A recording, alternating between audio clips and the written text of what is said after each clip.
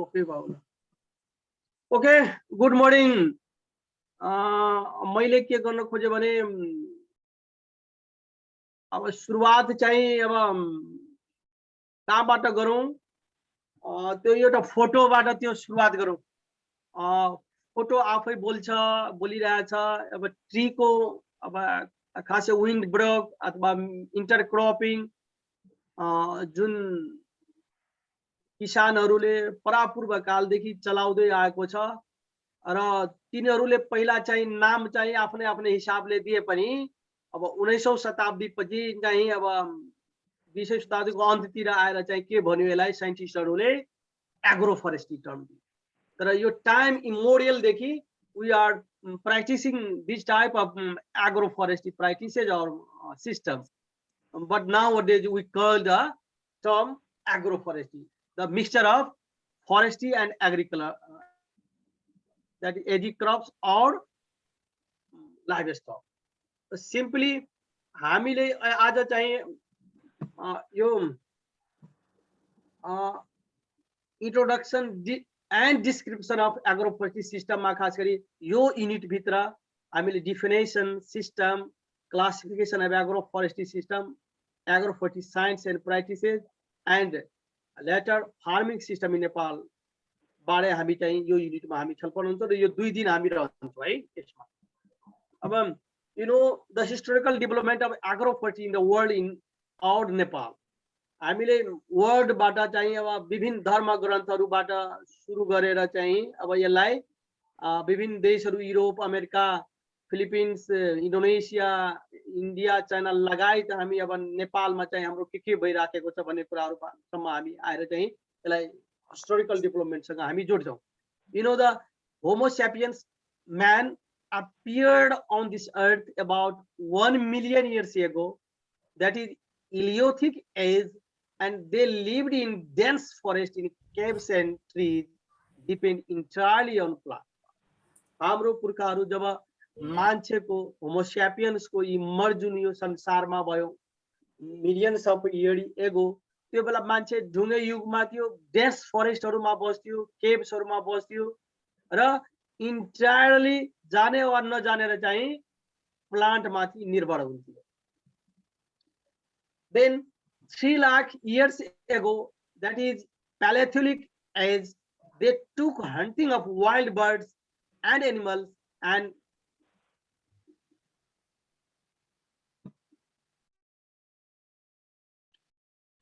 covered themselves with their skin. यो 3 lakh Paleolithic age मा आएर मान्छेले चाहिँ हन्टिङ गरेर वाइल्ड बर्ड्स अथवा एनिमल्सहरूलाई बन्दी गर्ने खाने पिने त्यसैको चाहिँ छलाहरू अथवा कर फाइबरहरू चाहिँ आफ्नो जिउमा झाकिने कुराहरूबाट सुरु भयो। And then after 15,000 years ago, that is Neolithic age, they used fire for cooking. यो बेला चाहिँ फायरको विकास भयो र मान्छेले तताएर चाहिँ केही कुराहरू खान सुरु गर्यो। About 10,000 years ago, man discovered that seed of certain grasses could be eaten. Thousands of years ago मान्छेले चाहिँ केही सीडहरू चाहिँ ग्रासेजहरूको चाहिँ खाने सुरु गर्यो। To obtain these seeds, they cleared forests and grew them subsequently. र त्यही सिलसिलामा उले चाहिँ केही सीडहरू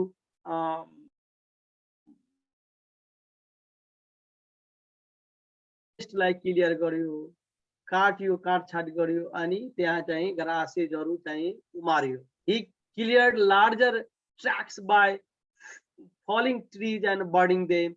त्यसपछि उनीहरूले ठुलो ठुलो ट्र्याक्सहरू खाली गर्दै त्यसमा आगो लगाउँदै चाहिँ नाश गर्दै गयो। It was found that the productivity went down after some time and there अनि यही सिलसिलामा उनीहरूले एक ठाउँपछि अर्को एक ठाउँमा प्र्याक्टिस गर्यो त्यहाँ चाहिँ डिक्लाइन भएपछि अर्को ठाउँमा सर्दै जाँदै गर्दा other areas were cleared and burned to grow these seeds. अर्को एरियाहरूमा चाहिँ क्लियर गर्दै बर्न गर्दै चाहिँ सीडहरू छर्दै गए। Thus the practice of shifting cultivation or slash and burn agriculture began.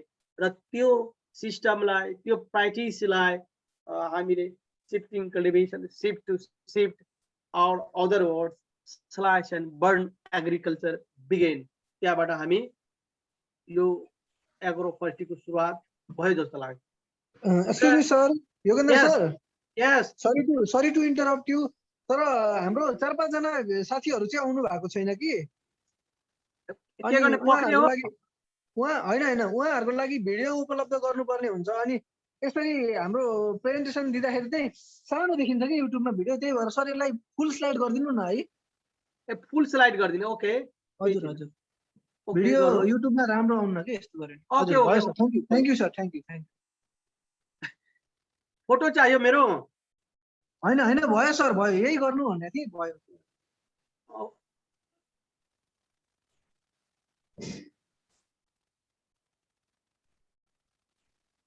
भयो सर, भयो. Thank you sir.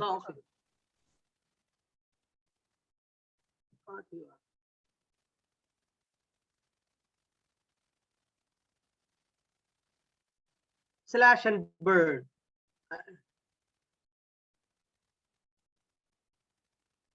एउटा छोपियो त्यो त बाबु के गर्ने हो यसलाई? माथिको छोपियो एउटा लाइन त के गर्ने हो? यसलाई कम गरौँ? हुन्छ सर, हुन्छ. यसको पर्सेन्टेज कम गरौँ? हुन्छ सर. यसलाई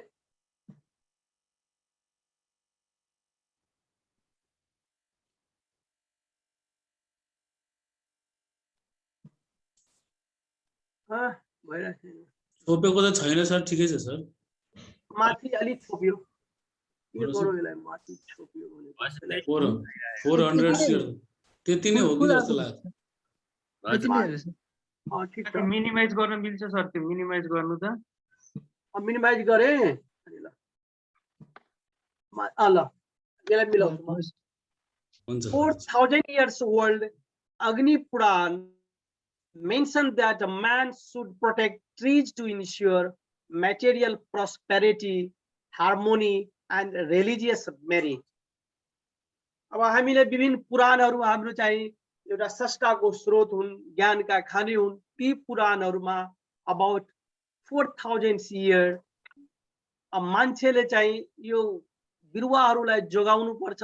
किन त प्रस्पेरिटीको लागि, हार्मोनीको लागि, रिलिजियसको लागि भन्ने कुराहरू विभिन्न ऋषि मुनिहरूले अग्नि पुराणमा गरेको छ कि tree should be ensure to protect for prosperity, harmony and religious मेरिटको लागि. And then after before 2500 years Lord Buddha sought the shelter of the Bodhi tree to become the Buddha. उहाँले जो मुनि बस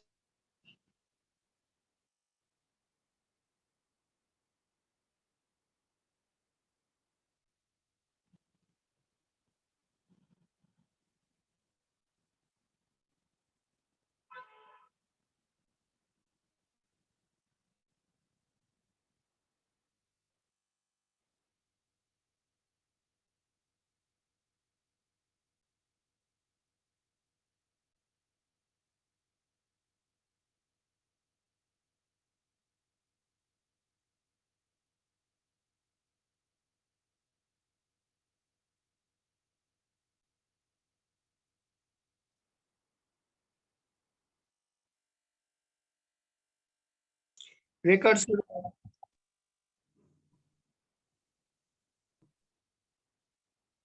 We're talking about people, Sami, bird. These plants were believed to have descent on earth from heaven. ती रामायण महाभारत ग्रन्थहरू जस्तामा चाहिँ यस्ता 24 घण्टा oxygen दिने प्लान्टहरूलाई भगवानको छोरा अथवा सन अथवा छोरी जस्तै बराबर चाहिँ मानेर चाहिँ पूजा गर्न त्यो उल्लेख गरिएको छ. Many trees are worship even today. जस्तै तुलसी लगायत विभिन्न किसिमका जुन 24 घण्टा अक्सिजन दिने अथवा इन्भाइरोमेन्टली साउन्ड भएका चिडीहरूलाई अहिले पनि हामीले चाहिँ समाजमा अथवा गाउँहरूमा संसारभरिमा चाहिँ हामी कुनै कुनै रूपमा चाहिँ भगवानको रूप दिएर हामी पूजा गर्ने चलन छ. अनि फर एक्जाम्पल इन संस्कृत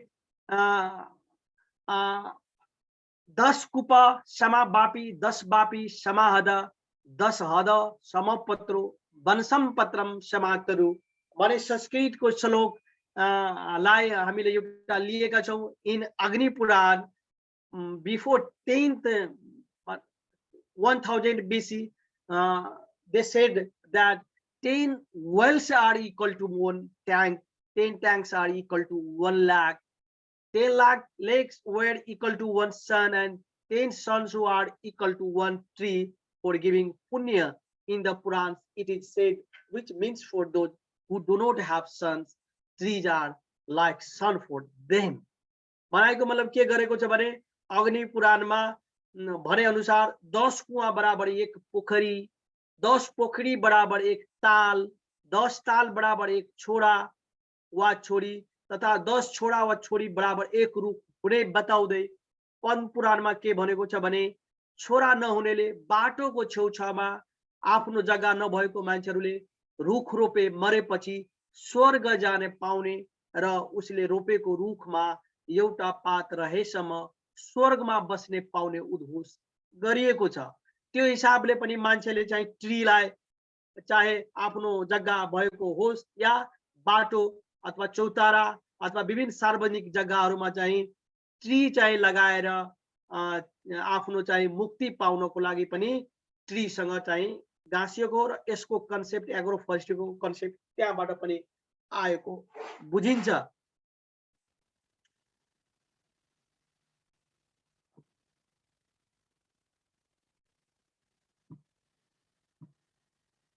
यो पनि छेकियो अनि and then after the first indication of forestry administration is found in 300 BC during Chandragupta Maurya in India when a superintendent of forest was appointed to protect forest and wildlife. 3000 BC मा चन्द्र मौर्यले एउटा forest officer तपाईहरु जस्तै ranger forester अथवा जीएफओ अथवा डाइरेक्टरहरु चाहिँ त्यो बेला चाहिँ फरेस्ट र वाइल्ड लाइफको प्रोटेक्ट गर्नको लागि चाहिँ गठन गरिएको थियो। In fact, so much has been said about trees in our ancient literature that planting tree was being done by individual in their own land along with agriculture. त्यहीबाट मान्छेहरु चाहिँ पहिलादेखि नै चाहिँ आफ्नो जग्गाहरुमा अथवा एग्रिकल्चर फिल्डहरुमा चाहिँ बोट बिरुवाहरु लगाएको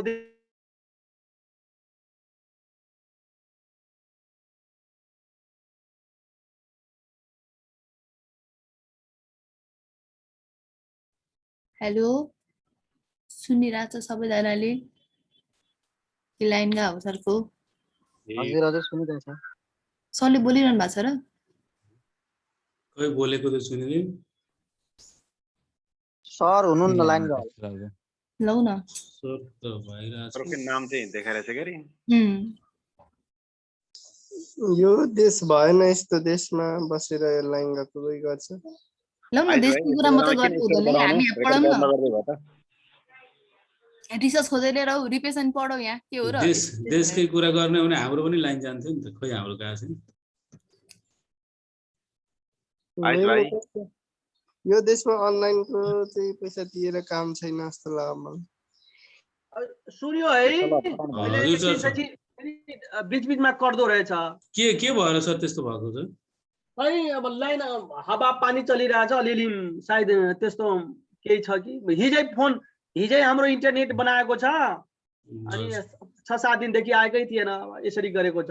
मैले त आजलाई हाम्रो नेट आउँदैन भने मैले तिवारी सरलाई कृष्णराज तिवारी सरलाई रिक्वेस्ट गरेको थिएँ उहाँको हुन्थ्यो तर आयो तब एनीवे केही छैन बीचमा ठिकै छ सर हुन्छ सर हस् the first indication of forestry administration मौर्यको पालामा चाहिँ मान्छेले के भन्यो भने आफ्नो जग्गामा चाहिँ जसको जग्गा छ त्यो आफ्नो जग्गाहरुमा लगायो सार्वजनिक स्थलहरु जस्तै पाटी पुवाहरु भयो पानीको मुहानहरु भयो अथवा आफ्नो घर वरिपरि भए त्यो बेलादेखि महर्षि कश्यपकोले चाहिँ जुन ल्यान्ड युज सिस्टम गर्यो अहिले पनि इभेन हामी के गर्छौं भने यो एग्रिकल्चर ल्यान्डमा चाहिँ बोट बिरुवा लगाउनु हुँदैन जहाँ अफ ल्यान्ड छ मर्सी ल्यान्डहरु छ त्यहाँ उब्जनी हुँदैन हैन, स्लोपी ल्यान्डहरू छ, रेनफेड एरियाहरू छ, खरबारीहरू छ, बन्डहरू छ, त्यस्तोमा चाहिँ एग्रो फरेस्ट्री चाहिँ इन्टरभेन्सन गर्नुपर्छ भन्ने कुराहरू महर्षि कश्यपले 700 BC मा चाहिँ क्लासिफाइड गरेको देखिन्छ।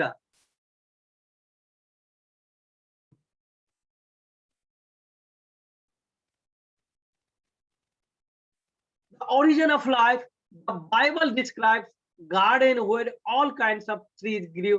मैले बाइबलको यसो 1-2 महिना मैले चाहिँ किताब पढे, त्यो बाइबलमा पनि यो गार्डनहरूको बारेमा चाहिँ यसमा ट्रीहरूको बारेमा राम्रो तरिकाले चाहिँ वर्णन गरिएको छ।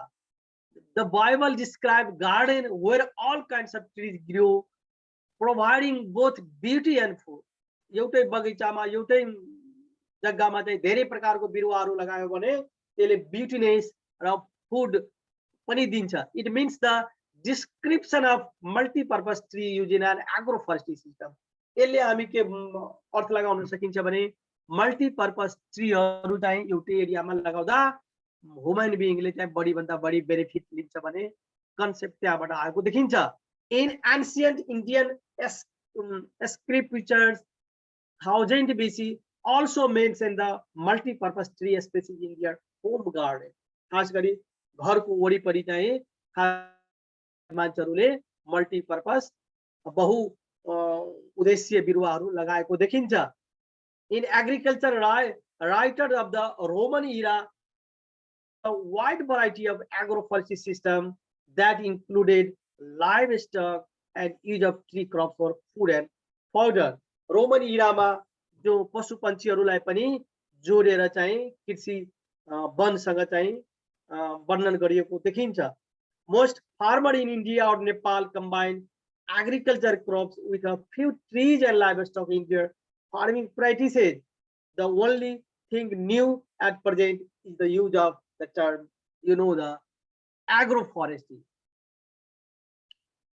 Simply है हाम्रो नेपालमा अथवा इन्डियामा अथवा यस्तै इन्डियन कन्टेक्स्टमा के भइरहेको छ भने मान्छेले आफ्नो जग्गामा कृषि बालीहरू पनि लगाउने, फाटोफुट ट्रीहरू बोट बिरुवाहरू पनि लगाउने र पशु पन्छीहरू पाल्ने पनि अहिले होइन परम्परागत रूपमा चाहिँ भइराखेकै कुरा हो। अनि in next step, the shifting cultivation was a common practice in Europe until at least the Middle Age. यो युरोपमा चाहिँ ठुलो एरियामा वन जंगल थियो र त्यो बेला चाहिँ शिफ्ट एन्ड कल्टिभेसन गर्दै जुन मिडल एज सम्म चाहिँ 18-19औं शताब्दीसम्म पनि रहिरह्यो। In some cases, tree species were sown or planted before, along with or after the sowing of the agriculture crop. यही सिलसिलामा चाहिँ स्ल्याश एन्ड बर्ड एक ठाउँमा गर्यो, अर्को ठाउँमा शिफ्ट हुँदै त्यहाँ डिक्लाइन फर्टिलिटी डिक्लाइन भएपछि अर्को ठाउँमा जाँदै यसलाई शिफ्ट कल्टिभेसनबाट जोडियो।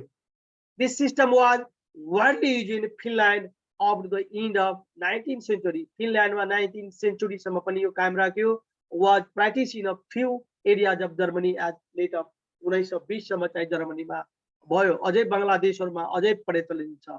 हाम्रो नेपालमा पनि अहिले शिफ्टिङ कल्टिभेसनहरु तपाई अहिले नारायणघाट देखि तपाई मुङलिङ सम्म जानुभयो भने दायाँ बायाँ पनि छ। अरु नवलपरासीतिर पूर्वतिर पनि यो एरिया केही ठाउँहरुमा प्रचलित छ।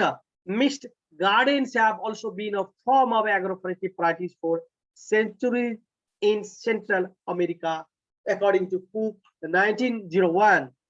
अब बगैँचाहरुमा पनि फलफूलको बिरुवा लगाए चाहिँ fodder tree, timber tree, and different kinds of multi-purpose tree was raised or planted in a garden. यो इभन अमेरिकामा पनि प्रचलित छ, according to Cook 1901. In Asia, अब हामी एसियाको कुरा गर्ने हो भने the home garden was mentioned in the Javanese charter of 860 AD. Home garden को 860 AD मै चाहिँ कुरा गरेको छ। Near the end of the 19th century, a system of teak establishment was developed in Burma that was to be known as Tangya or laterally hill cultivation. अब यही सिलसिलामा अब एक्जोटिक स्पीसीज वा फास्ट स्पीसीज को कुरा बर्माबाट चाहिँ सुरु भएको। त्यहाँ टाङ्या सिस्टममा चाहिँ टिक प्लान्ट टेक्टोना ग्रान्टिस चाहिँ इन्ट्रोड्युस गरेको। This system spread to other parts of the British Empire, and by the year 1896 had been introduced to what are now South Africa, India, Bangladesh, Nepal, etc. In India, agroforestry research work was initiated during the late 1960s and 1970s by the Indian Grassland and Fodder Research Institute. झाँसीमा कृषिको एउटा ठुलो institute छ। इन्डियामा के भयो भने 1960 र 70 research एग्रोफर्टी सम्बन्धी रिसर्च सेन्टर नै खोल्यो, खास गरी फडर स्पेसिस अथवा घास स्पेसिसको लागि, पास्चर ल्यान्ड डेभलपमेन्टको लागि। And then after International Council for Research in Agroforestry was established in 1982 in Nairobi, Kenya, and it was यसमा चाहिँ धेरै देशका चाहिँ सदस्यहरू छन् र यसले चाहिँ एग्रोफर्स्ट्री विभिन्न किसिमका रिसर्चहरू गरेर फार्मर्स अथवा किसानहरूसम्म पुर्याउँछ। र यो चाहिँ एग्रोफर्स्ट्रीको एउटा फर्मल चाहिँ इन्टरनेसनल अर्गनाइजेसन हो। अब नेपालको कुरा गर्ने भने traditional or the indigenous agroforestry system practiced by the farmer in Nepal from time immemorial have evolved from the trail and eater experience of many generations in different agroecological region of the country. नेपालमा तराईदेखि माउन्टेनसम्म किसानहरूले जानी वा नजानी indigenous रूपमा अथवा traditional रूपमा चाहिँ कृषि बाली सँगै चाहिँ बोट बिरुवाहरू लगाइराखेको तपाईँ हामीलाई छर्लङ्गै छ। र यसमा ट्रायल एन्ड इरर बेसिसको रूपमा हुन्छ, कहिले सफल हुन्छ कहिले असफल हुन्छ अथवा के पाउँछ पाउँदैन भन्ने कुरा नगन्ना गरी चाहिँ ट्रेडिसनल अथवा इन्डिजिनियस रूपमा लगाउँदै आएको छ विभिन्न इको रिजनहरूमा। In hill farming systems there are many strategies to manage forest, pasture and agriculture land in an integrated fashion. र खास गरी एग्रोफर्स्ट्रीको विभिन्न डाइभर्सिफाइड एग्रोफर्स्ट्री प्र्याक्टिस और सिस्टम हिल फार्मिङमा तपाईँ छर्लङ्ग देख्नुहुन्छ। के हुन्छ भने घर हुन्छ, घर वरिपरि फलफुलका बिरुवा लगायत डाले घाँस, टिम्बर, फ्रुट अथवा यस्तै किसिमको चाहिँ अनि कुखुरा पालन, गाई पालन, भैँसी पालन, विभिन्न खरबाडी कान्ला अथवा हाई स्लोपी एरियाहरूमा चाहिँ विभिन्न किसिमका बिरुवाहरू लगाएर चाहिँ गाई बस्तु सँगसँगै कृषि बाली बिरुवाहरू लगाएको देखिन्छ। Traditionally the farmers in many parts of Nepal plant and protect trees on their cropland. त्यसबाट पनि मान्छेले चाहिँ आफ्नो जग्गाहरूमा स्क्याटर्ड रूपहरूमा अथवा ग्रुप रूपमा चाहिँ प्लान्ट लगाएको देखिन्छ। त्यस्तै fodder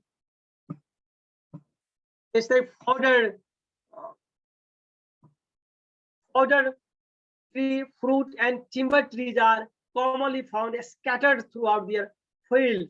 र फाटा फुटुरमा जुन कृषि जग्गा छ त्यहाँ किसानहरूले के भने गरेको छ भने यो ट्रीहरू लगायो भने हाम्रो कृषि उब्जनी चाहिँ घट्छ भनेर उले स्क्याटर्ड रूपमा चाहिँ फडर ट्री, केही फडर ट्री अथवा फ्रुट ट्रीहरू अथवा टिम्बर ट्रीहरू स्क्याटर्ड रूपमा लगाउने गरिन्छ।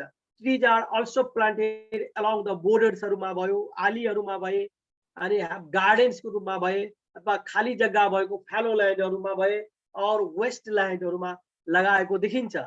In the hills multipurpose trees are usually planted on terrace or buns.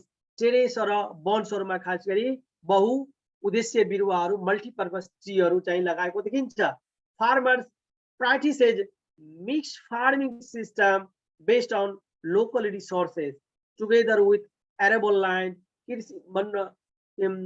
irrigated landहरूमा, grazing landहरूमा, forest land मा in integral part of farming यो चाहिँ integration भइसकेको छ। यो कमन प्र्याक्टिसहरू भइसकेको छ खास गरी नेपलिज फार्मिङ सिस्टममा।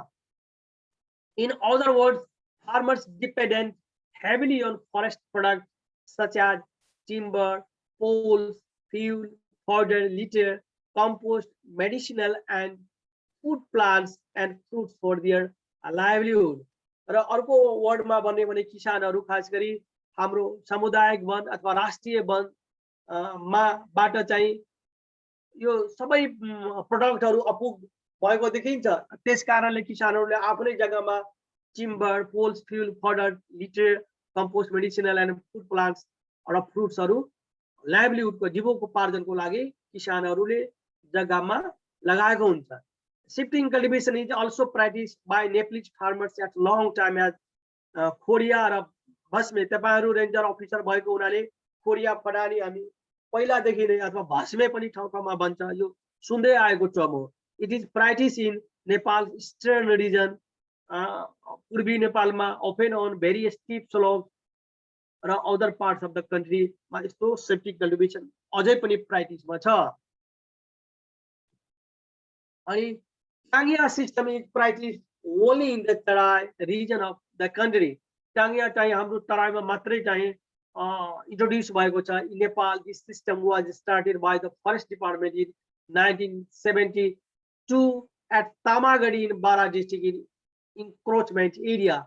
तपाईले थाहा होला, तपाईहरु तामागढी गइसक्नु भएको होला, त्यहाँका जनताहरू अथवा माइग्रेटेड जुन हिल्सहरूबाट भयो, त्यहाँ फरेस्टको डिग्रेडेसन त्यो बेला डिफोरेस्टेसन धेरै भयो र त्यसलाई चाहिँ रिकभर गर्नको लागि 1972 मा चाहिँ त्यो टाङ्गिया सिस्टमबाट चाहिँ फरेस्ट इस्टाब्लिस गर्ने भनेर चाहिँ त्यहाँ बस्ती बसाएरै चाहिँ त्यहाँ सुरुवात गर्यो। In Sarlahi and Mahottari district a total of 9,143 hectares of forest plantation have been raised through the Tangya system.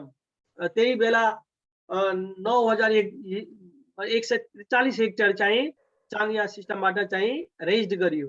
Main species the like eucalyptus, dalbergia and tectona grandis were planted at spacing 2 meter into 4 meter in Sagarnath also. Agriculture crops are growing between trees and growth of trees in the intercropped areas is better.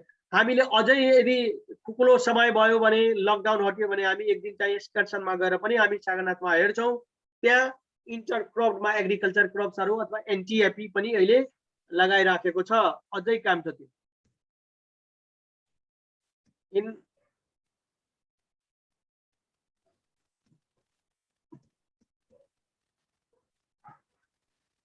Nepal, subsistence hill farming have traditionally practiced many types of agroforestry. Nepal में intensive रूप में छैन, मुख हात जोड्नका लागि subsistence hill farming यो traditionally रूप में चाहिँ practice भएको देखिन्छ agroforestry. Growing up multi-purpose tree species in agriculture field and around the homestead, especially for fodder fuel and fruit is commonly practiced भइरहेको छ। Planting ammonium अथवा large cardamom in the association with Alnas nepalsi is a major cash generation agroforestry system. तपाईं पूर्वतिर अथवा तनहु अथवा विभिन्न ठाउँहरुमा कार्डामोम अल्नस नेपालेन्सिस tree को मुनि कार्डामोम लगाएको पनि हामी हेर्छौं। त्यो चाहे सामुदायिक वन, राष्ट्रिय वन, अन्य जग्गाहरुमा पनि निजी जग्गाहरुमा पनि लगाएको देखिन्छ।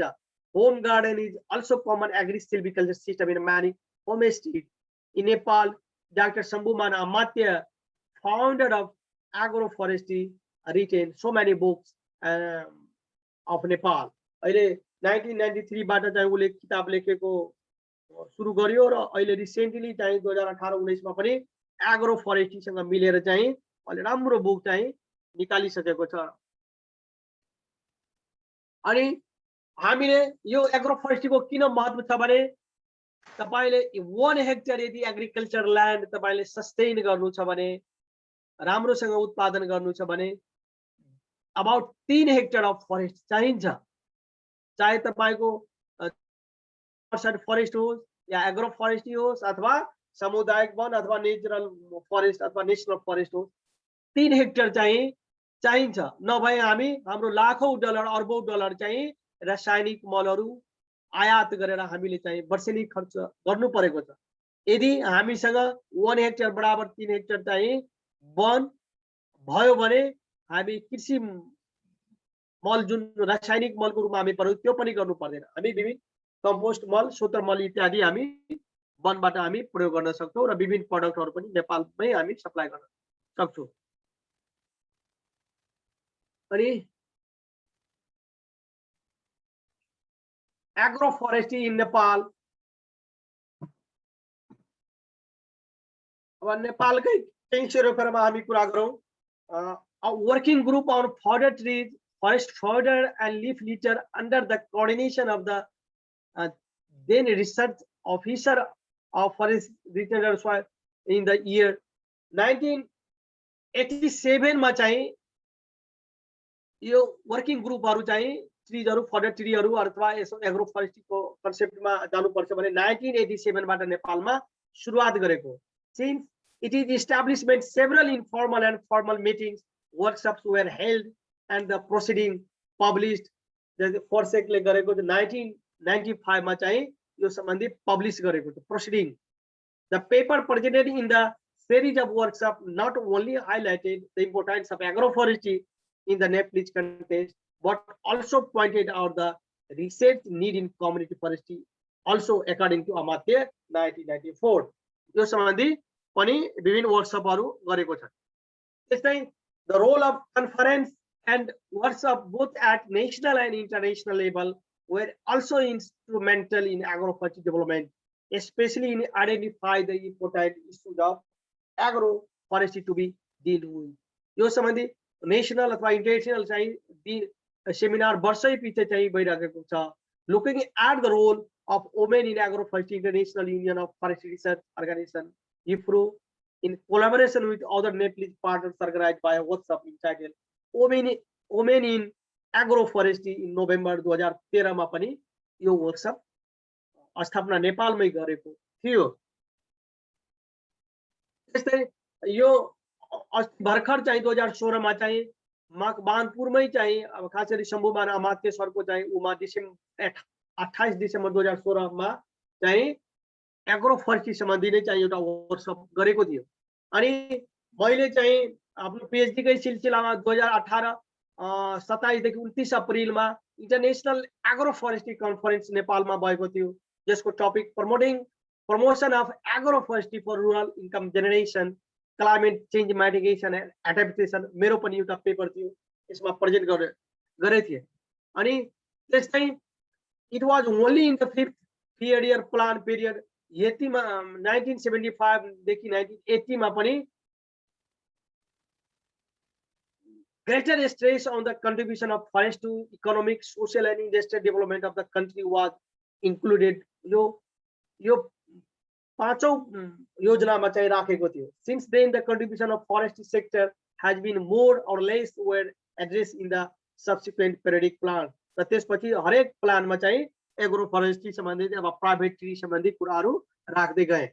अनि अर्को चाहिँ एग्रो फरेस्ट्री सम्बन्धी south Asian agro forestry conference 2 देखि 3 जुलाई गोदावरी रिसोर्टमा नेपाल सरकारकै चाहिँ इनिसिएसनमा गरेको थियो। मेरो पनि त्यहाँ एउटा पेपर थियो, मैले पनि प्रेजेन्ट गरेका थिए। अनि राष्ट्रिय कृषि वन नीति फरेस्ट पोलिसी चाहिँ 2076 अथवा 2019 चाहिँ आइसकेको थियो, यो एउटा ठुलो उपलब्धि हो।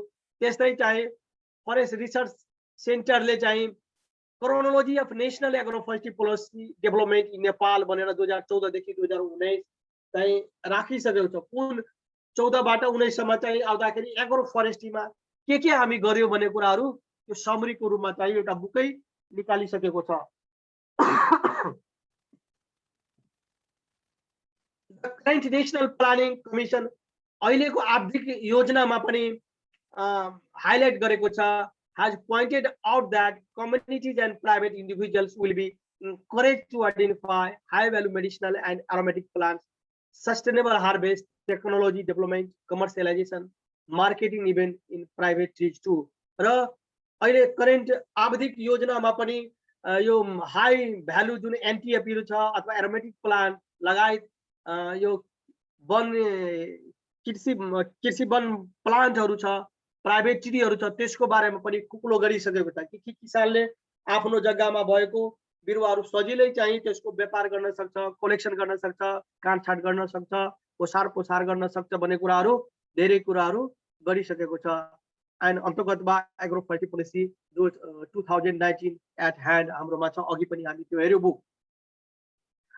त्यस्तै यो क्रोनोलोजी मैले कुरा भने 2014 देखि अब Nepal agriculture development strategy recognized agroforestry as a vital component of agriculture 2014 मै चाहिँ यो गर्यो 14 मै चाहिँ first discussion on potential need of a national agroforestry policy initiated by the Ministry of Agriculture and Cooperative, Ministry of Forest and Soil Conservation and World Agroforestry ICRAF को संयुक्त अभियानमा भएको छ 2015 मा first national consultation workshop on agroforestry involving more than 150 diverse stakeholder representing the relevant government ministry.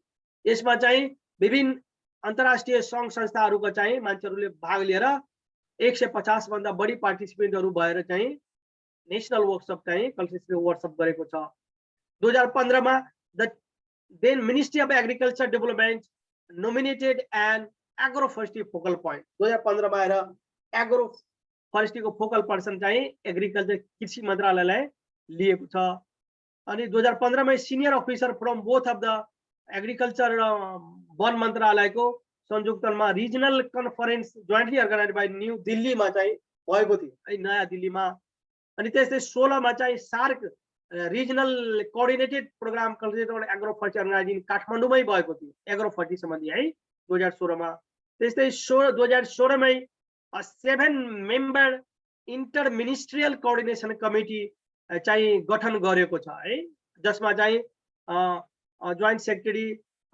कृषि मन्त्रालयबाट र joint secretary वन मन्त्रालय लगायत विभिन्न वातावरण मन्त्रालयबाट पनि लगायतका विभिन्न संघ संस्थाहरूबाट चाहिँ प्रतिनिधित्व गराएको थियो त्यस्तै 2016-17 मा ministry of agriculture development in collaboration with ICRAF received and implemented a technical assistance program from Climate Technology Center and NATO CTCN पनि गठन गरेको 16-17 मा चाहिँ geo regional consultation workshop organize and Mustang Dhankuta and चितवनमा पनि गरेको छ यो वर्कशपहरू त्यस्तै चाहिँ 2017 मा चाहिँ यस्तै किसिमको नेशनल एग्रोफोरेस्ट्री पोलिसी सम्बन्धी चाहिँ विभिन्न कन्सल्टेसन वर्कशपहरू गरेको 18 मा चाहिँ following the roadmap and based on the recommendation and inputs collect through various consultation from more than 500 stakeholders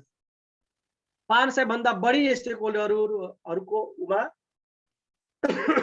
मिटिङहरू गरेको छ वर्कशपहरू गरेको छ त्यस्तै कृषि मन्त्रालयकै circulated at the draft policy consent and clearance 18 मा भयो अनि 19 मा गएर modified draft policy submitted to cabinet sub committee मा गयो अनि 19 मा अन्तर्गतमा Nepal agroforestry policy of Nepal approved by the cabinet on 8 Asar 2076 अथवा 23 जुन 2019 मा चाहिँ नेशनल एग्रोफोरेस्ट्री पोलिसी इन्डोर्स्ड भयो अथवा एप्रुभड भयो क्याबिनेटबाट and 2019 Honorable Agriculture Minister formally launched the National Agroforestry Policy in the presence of representative from Ministry of Foreign विभिन्न मन्त्रालयहरूबाट चाहिँ यो फर्मल रूपमा चाहिँ लन्च चाहिँ गर्यो एग्रोफोरेस्ट्री पोलिसी जुन तपाईहरु जहाँ पनि उठ्छ अब विभिन्न workshop work on progress several national and international partners just the Department of Forest, Nepal Agroforestry Foundation, Forest Action, Institute of Forestry, IUCN, Search Nepal, FECOFON, ICRAF, University of LADD, University of New South Wales, Australia is working in enhancing livelihood and food security from agroforestry and community forestry system in Nepal. म पनि यसमा focal person को रूपमा हेटौडा क्याम्पसबाट म पनि यो यसमा ठूलो प्रोजेक्ट थियो यो खास गरी काभ्रे सिन्धुपाल्चोक र लमजुङ जिल्लामा चाहिँ यो डेमो रिसर्च को रूपमा चाहिँ स्थापना गरे यसमा म पनि थिए यसको रिपोर्ट चाहिँ आइसकेको छ र यसको एलके policy lab is trying to focus on the policy issues of agroforestry community policy को बारेमा यसले गर्न खोजेको थियो एकैछिन 2 मिनेट ब्रेक गरौँ है पानी खाऊ है ओके हुन्छ सर हुन्छ हुन्छ एकैछिन पानी खाऊ है 2 मिनेट रियल उब्जनी हुन्छ त्यो बेला अन्त चाहिँ भौतारिनु पर्दैन कृषिमै चाहिँ हामी जुन निहित भएका व्यक्तिहरू छ त्यो फरेस्टबाट हामी चाहिँ उपलब्ध तपाईले गाई बस्तु पालन गर्नु त लाइभ स्टक चाहिँ रियरिङ गर्नुहुन्छ त्यो जुन अहिले जुन कृषि जग्गा तपाईमा गाई बस्तुको लागि जुन प्लान्ट गर्नुपर्छ घाँस पास्चर लगाउनु भएछ त्यो तपाईले फरेस्टबाट नै प्राप्त गर्नुहुन्छ तपाईले कृषि एग्रिकल्चर ल्यान्डलाई चाहिँ सेग्रेट चाहिँ गाई बस्तुको लागि छुट्याउनु पर्दैन त्यो वनबाट तपाईले पाउनुहुन्छ घाँस अथवा फडर सबै गर्नुहुन्छ दाउरा अथवा फिडवुडहरू तपाई वनबाट प्राप्त गर्नुहुन्छ न्युट्रिएन्ट्स अथवा फर्टिलिटी तपाई वनबाट प्राप्त गर्नुहुन्छ र त्यो दिगो अथवा अर्ग्यानिक हुन्छ तपाई कृषि जग्गा चाहिँ सदुपयोग चाहिँ अन्य नेसेसरी कामको लागि गर्नु पर्दैन तपाईसँग यदि वन छ भने त्यो हिसाबले आयुष जी अझै केही हुन्छ ठीक छ सर थ्यांक यू सर अझै हेर्नु होला नि लिटरेचरहरू है त्यो विभिन्न लिटरेचरहरू रिसर्चरले बताएको छ अब हामी के गर्छौं भने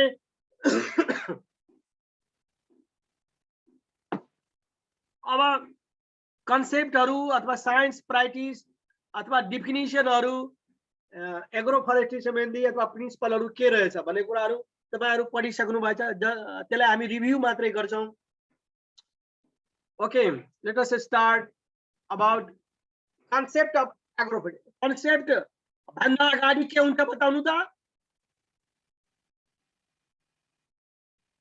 कन्सेप्ट भन्दा अगाडि के हुन्छ before concept and after concept कोही सुनिराख्नु भएछ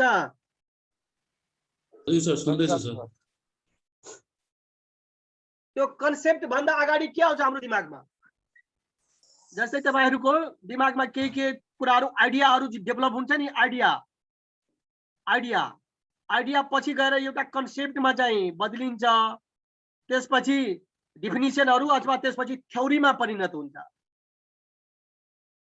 त यो कन्स्ट्रक्ट हुन्छ कन्सेप्ट भन्दा अगाडि कन्स्ट्रक्ट अथवा तपाईको दिमागमा केही आइडियाहरु कन्स्ट्रक्ट गर्छ अनि सोच्दै जानु यता धेरै जनाको मन्थन यताउति भएपछि त्यो कन्सेप्टमा चाहिँ बस्छ र कन्सेप्ट अन्तर्गतमा लास्टमा गएर चाहिँ थ्योरी बन्छ र थ्योरीलाई संसारले पत्याउँछ त हामी अब कन्स्ट्रक्टमा व्यक्ति पछि कन्स्ट्रक्टहरु हुन्छ आइडियाहरु हुन्छ अब त्यसलाई अब कुरा गरेर साधु हामी कन्सेप्टमा हामी जाउँ जुन कन्स्ट्रक्ट आफ्टर अथवा आइडिया पछिको जुन हो त्यहाँबाट हामी सुरु गर्छौं कन्सेप्ट कहाँबाट बसेको छ भने farmers specially those in the tropics खास गरी ट्रपिकल एरियामा यसलाई the line between parallel to the equator about 20-30 degree north and south अथवा region between these parallel line यो एरियामा बसोबास गर्ने व्यक्तिहरू have a long tradition of raising food crops, trees and animals together, as well as exploiting a multiple range of production from a natural woodlot.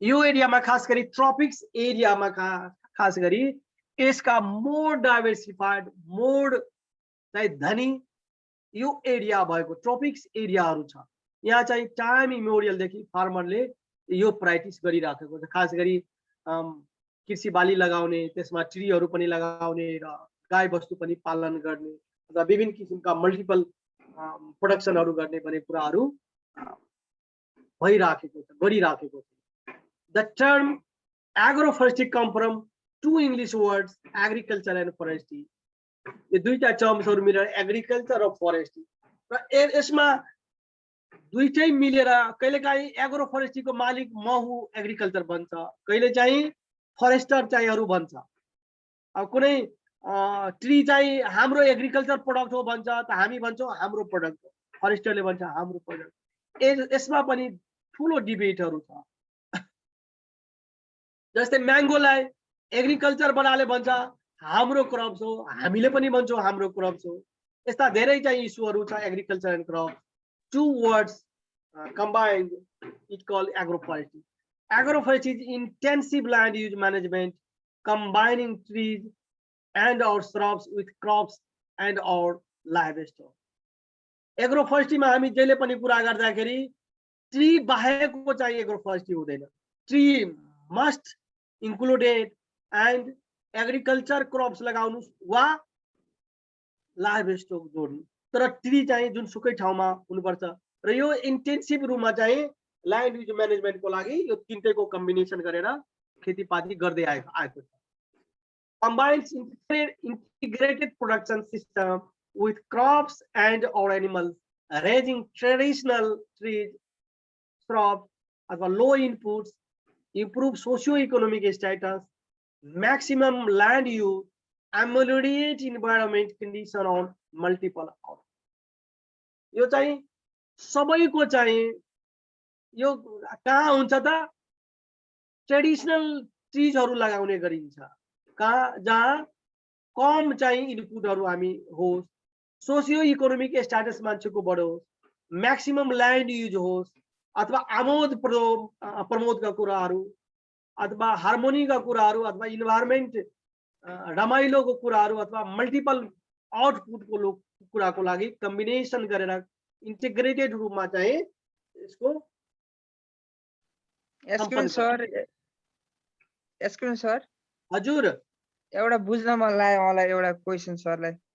यो जस्तै मैले चाहिँ मेरो बारीमा म्यावा रोपे अनि मुनि खरबुजा लगाएँ, त्यसलाई एग्रो फरेस्ट्री भन्ने कि मिल्छ त कि मिल्दैन? हैन, मेवा भन्यो यदि पेरिनियल मेवालाई हामी श्रबको रूपमा लिन्छौँ, ट्री चाहिँ लिँदैन, उडी हुनु पर्यो। उडी चाहिँ हुनै पर्यो एउटा हैन भनेपछि।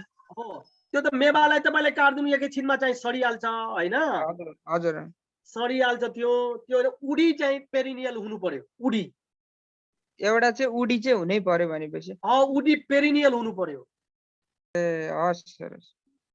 त्यसलाई चाहिँ एग्रिकल्चर क्रप भन्छ। अब त्यसलाई चाहिँ खासै चाहिँ एग्रो फरेस्ट्री भनिदैन हैन? हजुर ट्री हुनु पर्छ।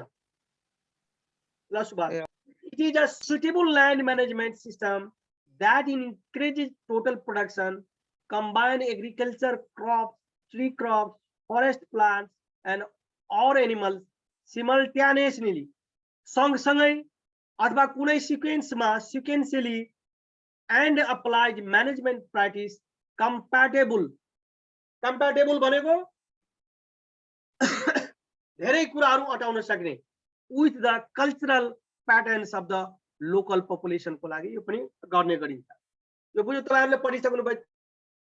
Formed ecosystem after different species combination, it differ from the monoculture system in ecological effect and new careful designing rational species combination so that it can fully use land resource and good for soil water conservation and energy.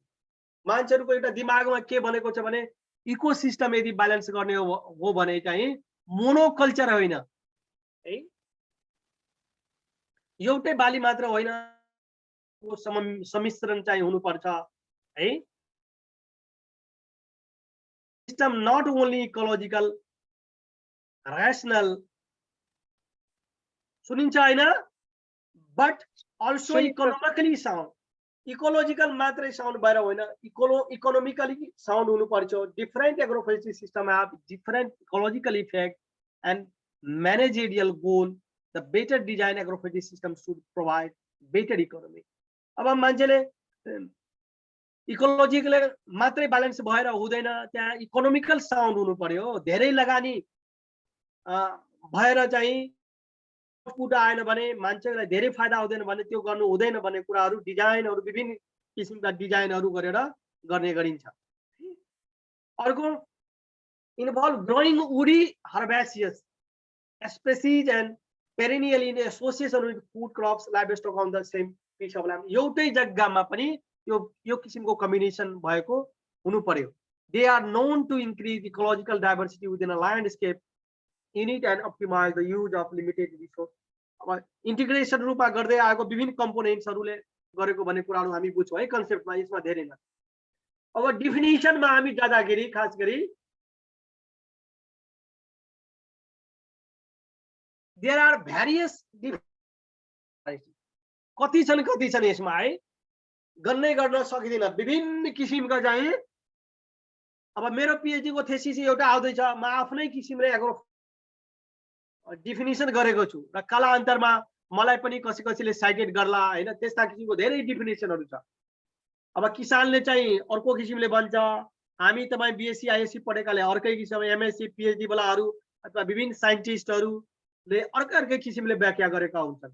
तर त्यहाँ के main विषयहरू हुँदैन भने marginal ल्यान्डमा हो, लो input हो, high economic return हो, sustainable sound होस्, टेक्नोलोजिकल साउन्ड होस्, होइन, एउटै जग्गामा धेरै बिरुवाहरू लगाउन पाओस्, होइन, मल्टिपल ट्रीहरू होस्, यो कम्बिनेसन होस्, यसमा तीनवटा कम्पोनेन्ट चाहिँ छुट्नु हुँदैन, खास गरी ट्री एग्रिकल्चर अथवा लाइभ स्टोकहरू, यसो किसिमको चाहिँ विभिन्न व्याख्याहरू गरेको छ। सबैमा चाहिँ त्यही व्याख्या पाउनुहुन्छ तपाईँले।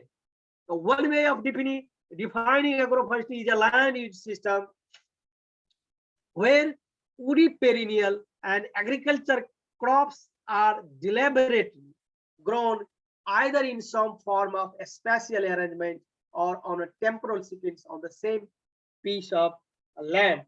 मान्छेले deliberately भनेको जाने र हैन, knowingly है अथवा practically वा अनि उडी पेरिनियलहरूको मिश्रण हो, सम्मिश्रण हो।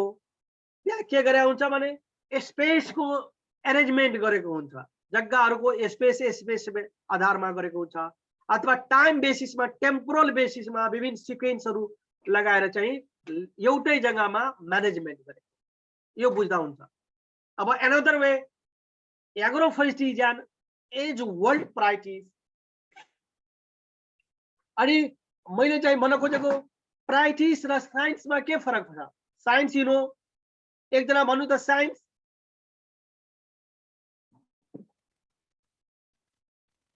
साइन्स कसैले भन्नु त मलाई साइन्स भनेको के हो? सिम्पली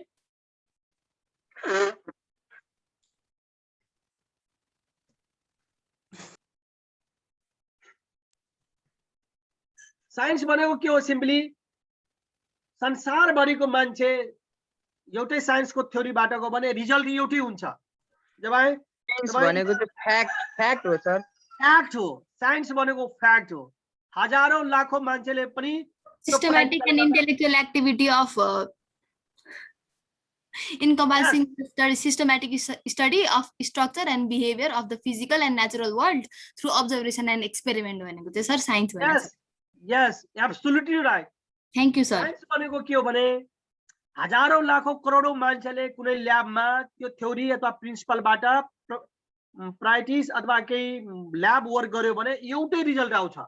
तर प्राक्टिस अथवा आर्ट भनेको के हो भने मैले गरेको, तपाईले गरेको, अरूले गरेको फरक हुन्छ।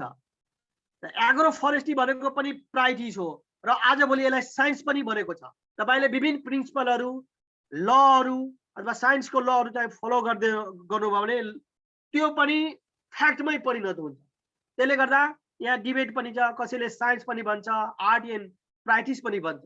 खास गरी हामीले यसलाई प्राक्टिस पनि भन्छौँ, as old practice and it is now only emerging as a science पनि बनेको छ। यो पहिला प्राक्टिस अनि अहिले साइन्स पनि बनेको छ। साइन्स भनेको five empirical evidence suggest that agroforestry can provide a sound ecological basis for increased crop and animal productivity, more dependable economic return and greater biodiversity.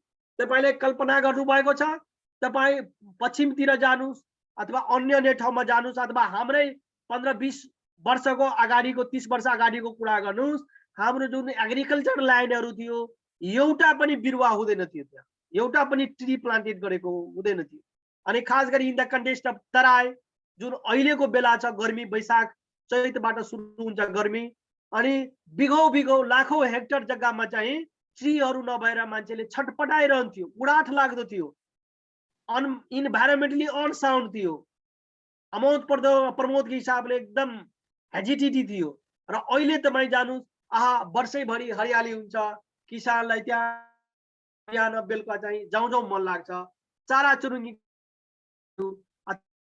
लगायतका बिरुवाहरू भएर चाहिँ किसानले जग्गामा दिनमा 10 पल्ट गएको छैन। त्यो लु लाग्दैन, घाम लाग्दैन, अनि जति बेला पनि जान मान्यो। त्यो हिसाबले चाहिँ एग्रो फरेस्ट्री इन्ट्रोड्युस गरेको छ।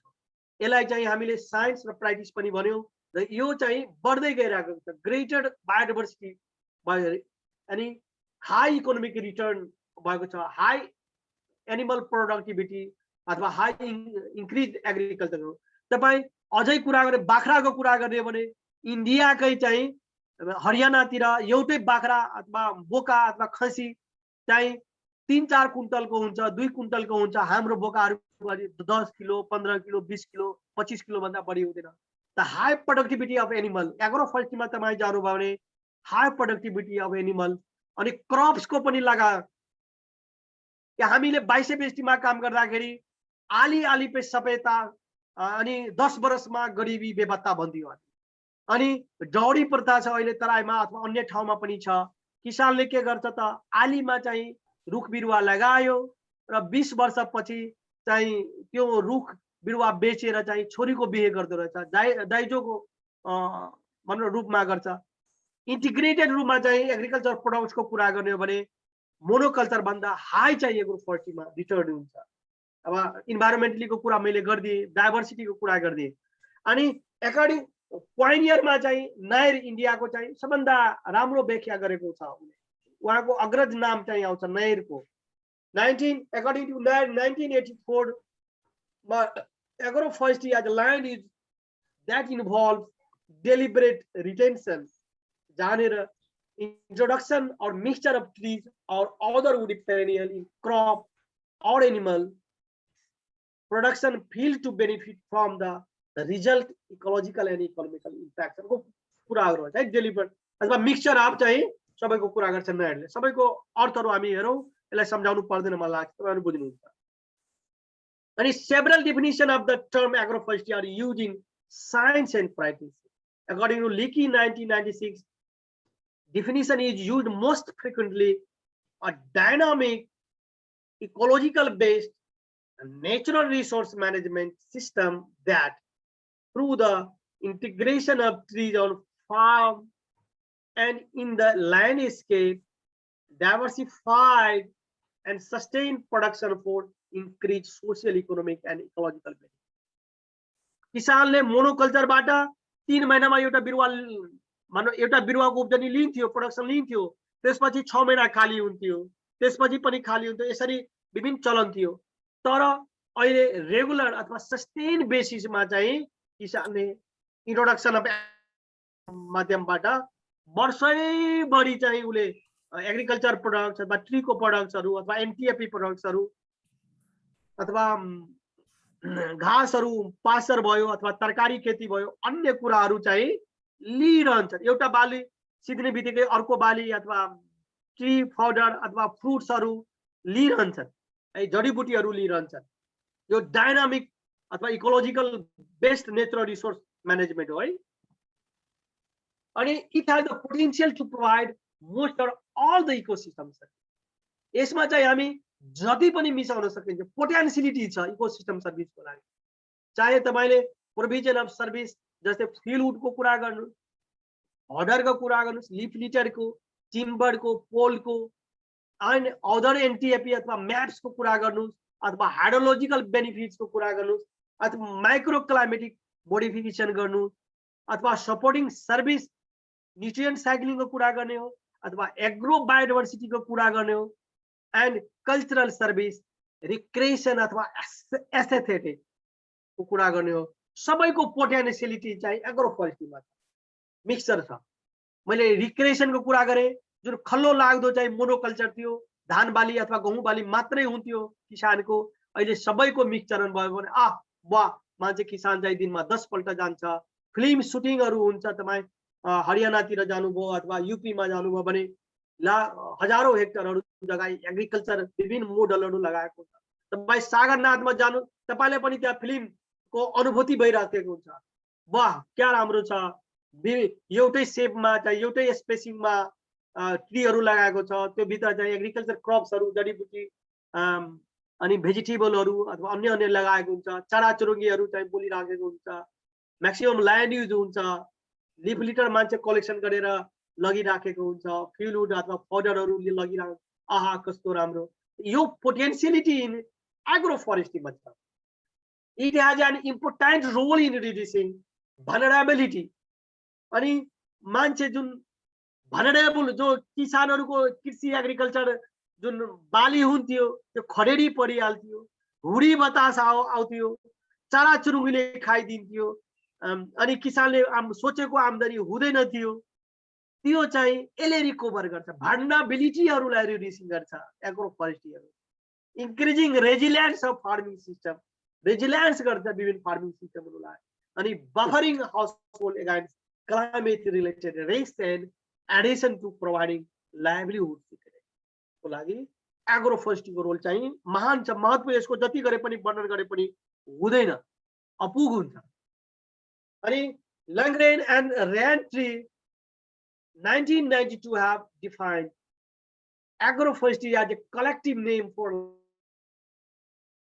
and technologies where woody perennial, but trees, shrubs, palms, bamboos are deliberately used on the same land management unit as agriculture crop and or animals in some form of a spatial arrangement or timber. चाहे तपाईं space को आधारमा time basis को रूपमा अथवा नोनली जानेर तपाईले मिश्रण गर्नुभयो भने भन्ने कुरा रेन्ट्रीले बताएको छ।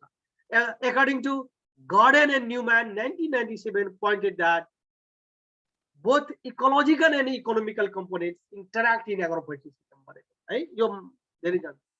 अब हामीले मूल मन्त्र तपाईहरुले जप्ने भनेको international council on research in agroforestry मा उले डेफिनेसन दिएको, हामीले यसलाई मान्छौं। अरु तपाई माने नपाने माने पनि त्यसलाई रिभ्यु गर्नु, यसलाई चाहिँ मुख मन्त्र बनाएर चाहिँ रट्नु, यसलाई घोक्नु अथवा 10 पल्ट यसलाई लेखौं र तपाई आन्सर दिँदाखेरि जुनसुकै ठाउँमा चाहिँ यो कन्सेप्टलाई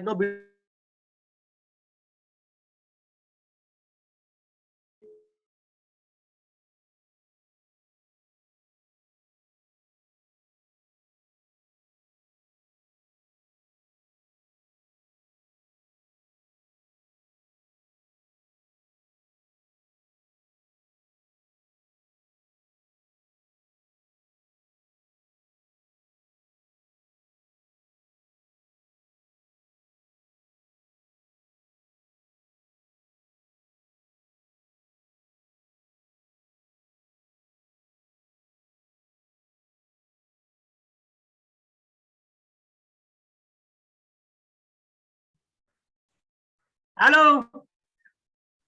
यस सर, हेलो सर। नेट गएको चाहिँ आफै म्युट हुँदो रहेछ यसमा कुनै कुनै। हजुर सर।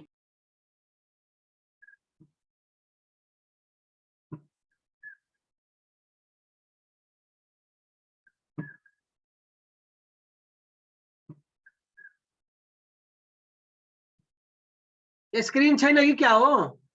हैन सर, देखे हैन स्क्रिन। देखाएको छैन स्क्रिन पनि, अब गयो जस्तो। ल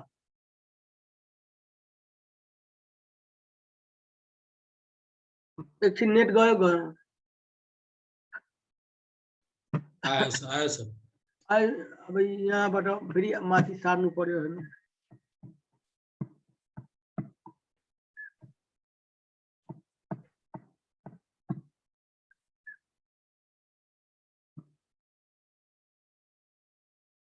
अब तपाईले सँगसँगै लगाउनु अथवा कुनै सिक्वेन्समा लगाउनु, टेम्पोरल बेसिसमा अथवा स्पेस बेसिसमा लगाउनु to get higher productivity.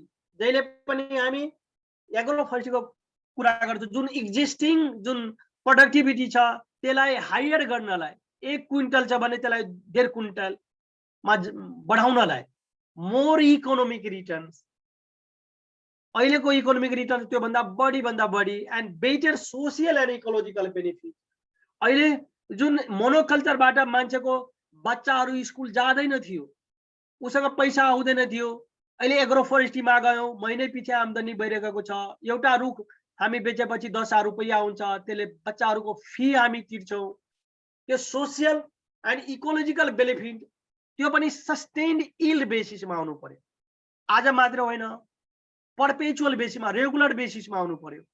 Then are obtained from monoculture on the same unit of land. Monoculture, especially under condition of low level of technological input. र जहिले पनि हाई टेक्नोलोजीको कुरा गर्दैन, हाई टेक्नोलोजी कुरा गर्छौं तर हाम्रो एफोर्ट किसान दाजुभाइहरूले एफोर्डै गर्न सक्दैन। जर्मनीमा छ, अमेरिकामा छ, ल्याउनै सक्दैन। त्यो होइन, low level of technological input and on marginal side, जहाँ वास्तविक धान मकै गहुँको लगाउने ठाउँहरू छ त्यहाँ होइन, त्यो मार्जिनल ल्यान्डहरूमा, वेस्ट ल्यान्डहरूमा, अप ल्यान्डहरूमा, नदीले कटान गरेको ठाउँहरूमा हामीले अथवा एसटिपी स्लोपहरूमा अथवा अन्य ठाउँहरूमा चाहिँ जहाँ कृषि बालीहरू हुँदैन त्यहाँ चाहिँ एग्रो फरेस्ट्रीको चाहिँ इन्ट्रोडक्सन अथवा इनोभेसन गरेर चाहिँ जानुपर्छ। यो चाहिँ इक्राफको अथेन्टिक डेफिनेसन, यसलाई हेरौँ। अब यसमा agroforestry can be understood as a spatial land use system and technology.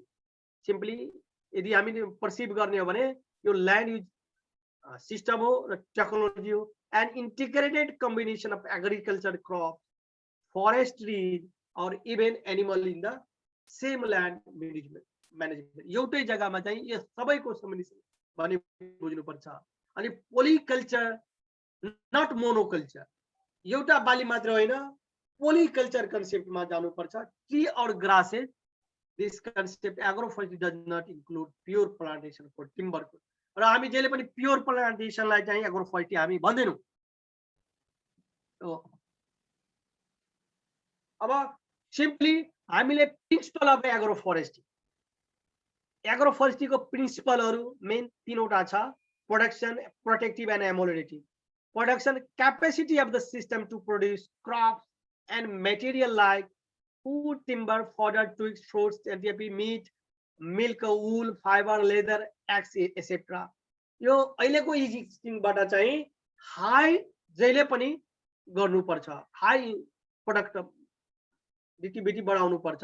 न कि हामीले एग्रो फरेस्ट्रीमा गयौँ र पहिलाको भन्दा घटिरहेछ भने त्यसरी त्यो एग्रो फरेस्ट्री होइन। अनि protective, ability of the same to minimize the degradation of the farm. यसको प्रोटेक्टिभ के हुन्छ भने यसको जराहरू, यसको पातहरूले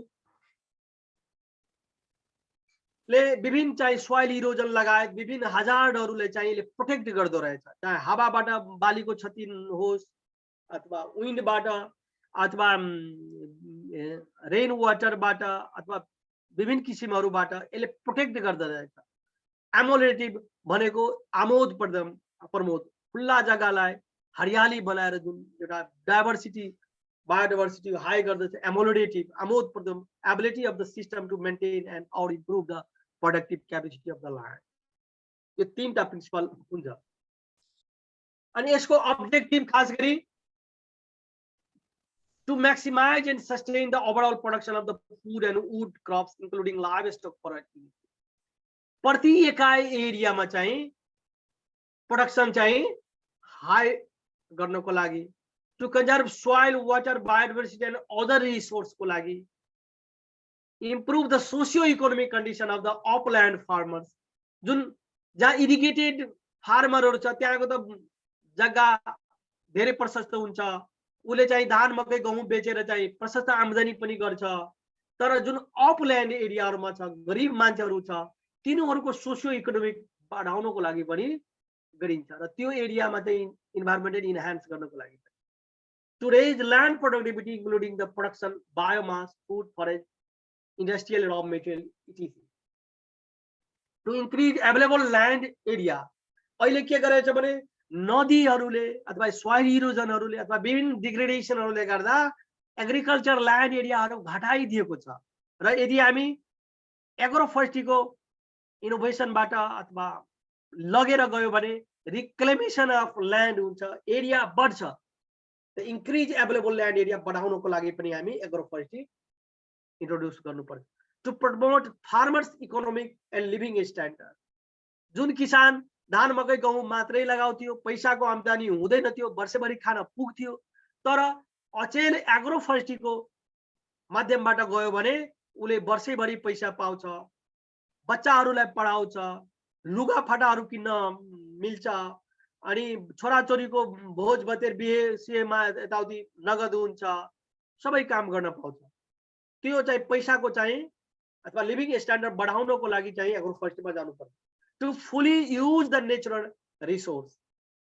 भगवानले दिएको जुन नेचरल रिसोर्स छ त्यो फुली किसानले त जानी नजानी चाहिँ एउटा मोनोकल्चरबाट गर्छन्, तर तपाईहरु जस्ता, हामी जस्ता अथवा एक्सटेन्सन वर्करहरु जस्ता अथवा एग्रो फरेस्ट्रीको थ्योरी प्राक्टिसहरुबाट गयो भने म्याक्सिमम नेचरल रिसोर्स प्राक्टिस हुन्छ। यसमा स्टेयर हुन्छ, तल्लो स्टेयरमा चाहिँ एनटीएपी का अथवा अरु हुन्छ, बिचमा हुन्छ अथवा story first story second story यसरी म्यानेज हुन्छ पनि हुन्छ, अथवा टेम्पोरल रूपमा अथवा स्पेशल रूपमा सबै प्रोडक्टहरुलाई हामी म्याक्सिमम नेचरल रिसोर्सहरु हामी प्रयोग गर्न सक्छौं एउटै जग्गामा। To effectively protect ecological environment and carbon sequestration to sequestration of carbon and increase soil quality बढाउनलाई maintain and mitigate climate change and more resilience from the climate change atom. अहिले के गर्यो भने बाइसेपेस्टीमा हामी काम गर्दाखेरि हामीले इन्डिभिजुअल किसान जुन आफ्नो जग्गामा प्राइभेट ल्यान्डमा जुन बिरुवाहरू लगाएको छ उहाँलाई पनि पैसा दिनुपर्छ। उहाँले पनि अब कार्बन सिक्वेस्ट गरेको छ, वातावरणलाई स्वच्छ राखेको छ, क्लाइमेट चेन्ज मिटिगेसनमा उहाँको रोल छ भनेर चाहिँ उहाँहरूलाई पनि सरकारले चाहिँ इग्नोर गरेको छ। मेरो पीएचडी थेसिसको पनि एउटा के भूमिका छ भने किसानले लगाएको बिरुवाहरूको मूल्य उले पाएन। अब यो चाहिँ नेशनल रूपमा अथवा पोलिसीमा गयो भने जुन अहिले सामुदायिक वनले रेड प्लस अथवा रेड प्लस प्लसबाट जुन पैसाहरू पाइराखेको छ त्यो प्राइभेट ल्यान्ड होल्डरहरूले पनि अथवा प्राइभेट फरेस्ट्री वालाहरूले अथवा एग्रो फरेस्ट्री वालाहरूले पनि यो पैसा पाओस्, उले पनि केही न केही रूपमा कार्बन सिक्वेस्ट्रेसन गरेको छ, क्लाइमेट चेन्ज मिटिगेसनमा उसको रोल छ, उले बेनिफिट पाउनुपर्छ भने विभिन्न प्राइभेट फरेस्ट्री अर्गनाइजेसनहरूले अथवा एग्रो फरेस्ट्री अर्गनाइजेसनहरूले यो कुराहरू क्याबिनेट स्तरमा अथवा पार्लियामेन्टसम्म चाहिँ लबिङहरू गरिराखेको छ, पैरवीहरू गरिराखेको छ र मेरो पेपरले पनि यो कुराहरू बताएको छ। यो पनि अब्जेक्टिभ हो। यसमा कम्पोनेन्ट्समा खास गरी 3टा कम्पोनेन्ट छ। Forestry crop for example tree shrubs herbs medicinal, agriculture क्रप्सहरू हुन्छ, सिरियल क्रप्स हुन्छ, फ्रुट्सहरू हुन्छ अथवा मेडिसिनल प्लान्टहरू अथवा livestock, ruminant and non ruminant लाइभ स्टकहरू हुन्छ है, दुईटै हुन सक्छ कम्पोनेन्ट। अब फरेस्ट एग्रिकल्चर क्रप्स एनिमल्स चाहिँ मिश्रण, तिनटैको मिश्रण भयो भने एग्री सिल्भो पास्टरल अथवा सिल्भो पास्टरल अथवा पास्टरल सिल्भिक। अनि यो अगाडि जुन नाम राखिन्छ नि एग्रो सिल्भो एग्रो किन राखेन, जसको बढी पर्सेन्टेज अफ ल्यान्ड कभर बढी हुन्छ त्यसको नाम अगाडि राखिन्छ है। एग्रो सिल्भो पास्टरल अथवा सिल्भो एग्रो पास्टरल भएको भए सिल्भिक्स बढी हुन्छ, एग्रिकल्चर कम हुन्छ है, यो कुराहरू। अनि यसको डिसिप्लिनहरू चाहिँ हेर्नुस् त, सुनिन्छ, देखिएछ भाइ? देखिएछ सर। हजुर सर, सुन्दैछु। देखिरहेछ सर।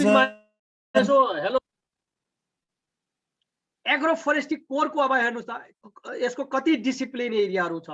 कुनै कुनै अब नेपालमा पनि एग्रो फरेस्ट्री युनिभर्सिटी चाहिँ खुलेको छ, एग्रो फरेस्ट्री युनिभर्सिटी नै खुलेको छ। हेटौडामा पनि छ, यो रामपुरमा अथवा भरतपुरमा यसको हेड क्वार्टर छ र नेपालहरु ठुलो ठुलो रिसर्च सेन्टरमा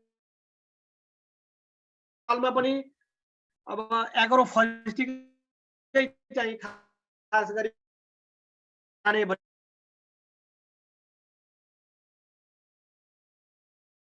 भनेर साथै कुरा भइराखेको छ। अब यसका डिसिप्लिनहरु हेर्नु, अब टुरिसँग उतैकै महत्व छ, इकोनोमीसँग, फरेस्ट साइन्ससँग, horticulture plan, sociology, extension education,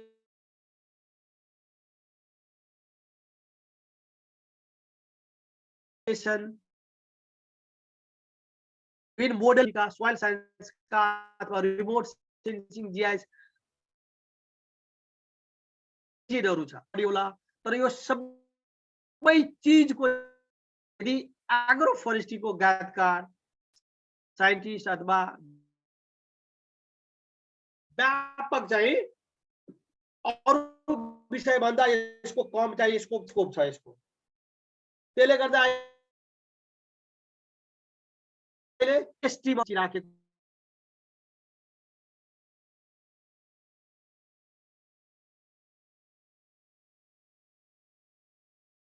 कोर्सहरु design गरेको छ। अहिले हामी 2 नम्बर प्रदेशमा पनि हामी यस्तै फरेस्ट्री कलेज चाहिँ एउटा मलङ्बामा खोल्ने भनेर कुरा बनिरहेछ।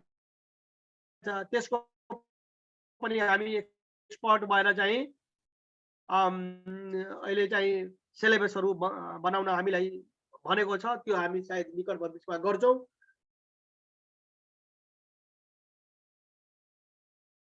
तपाईले अथवा नभएको मान्छेहरू हिल यदि घुमेको छ भने हेरौँ, यो मधेसमा अथवा तराईमा यस्तो छैन, तर पहाडमा एउटा रुखै रुख भएको बिचमा चाहिँ घर हुन्छ, त्यहाँ बारीहरू हुन्छ अथवा होमस्टे हुन्छ अथवा कुखुरा पालन हुन्छ, गाई भैँसी पालन हुन्छ, विभिन्न खेतीपातीहरू हुन्छ, चिडियाहरू विभिन्न किसिमको यो वातावरणमा मान्छे हुर्किएको हुन्छ र भनिन्छ कि नेपालको सबभन्दा ट्यालेन्टेड मान्छे कुन प्रान्तको छ त? भन्नुहोस् त कसै कोही?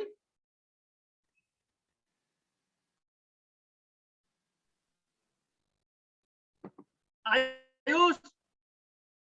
हजुर सर, हजुरको क्वेसन अलि क्लियर आएको थिएन सर। हजुर सर क्वेसन अलि क्वेसन के भने नेपालमा खास गरी तराई पहाड हिमालमा हामी बाँड्न सक्छौँ मेन क्याटेगोरी यु नो।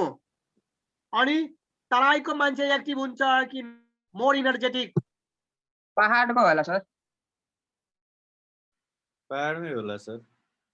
पहाडकोमा अब तपाईँको के हुन्छ, मान्छेहरू तल माथि हुन्छ नि त। त्यो खानपिनी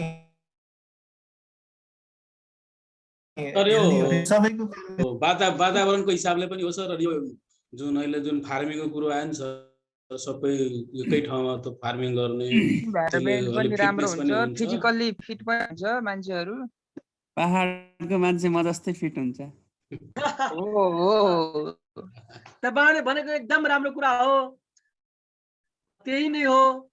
मैले चाहिँ फरक ढंगले विश्लेषण गर्ने गरेको छु। तराईमा पनि गरिब मान्छेहरू छ,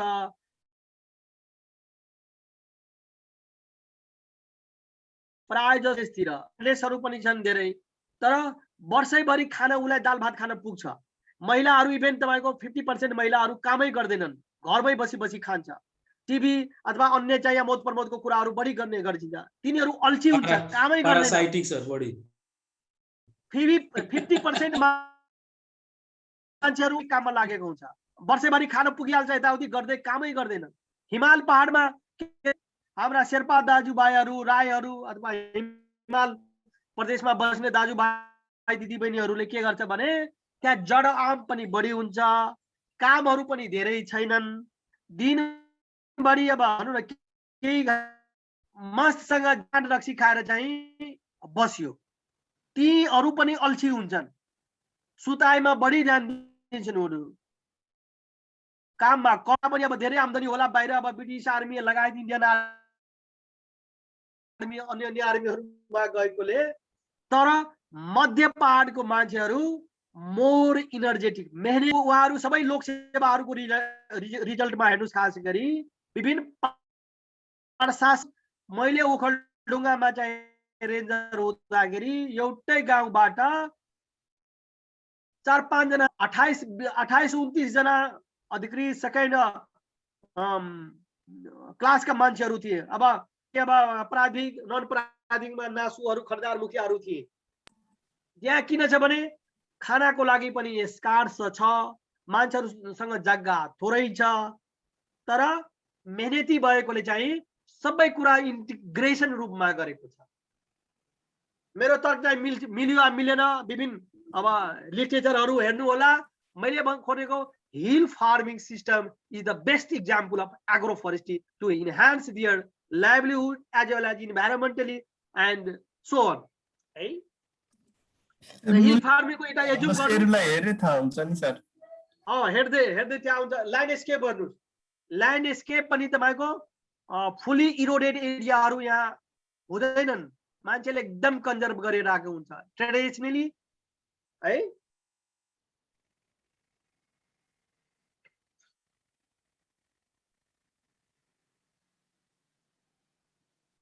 देखियो होइन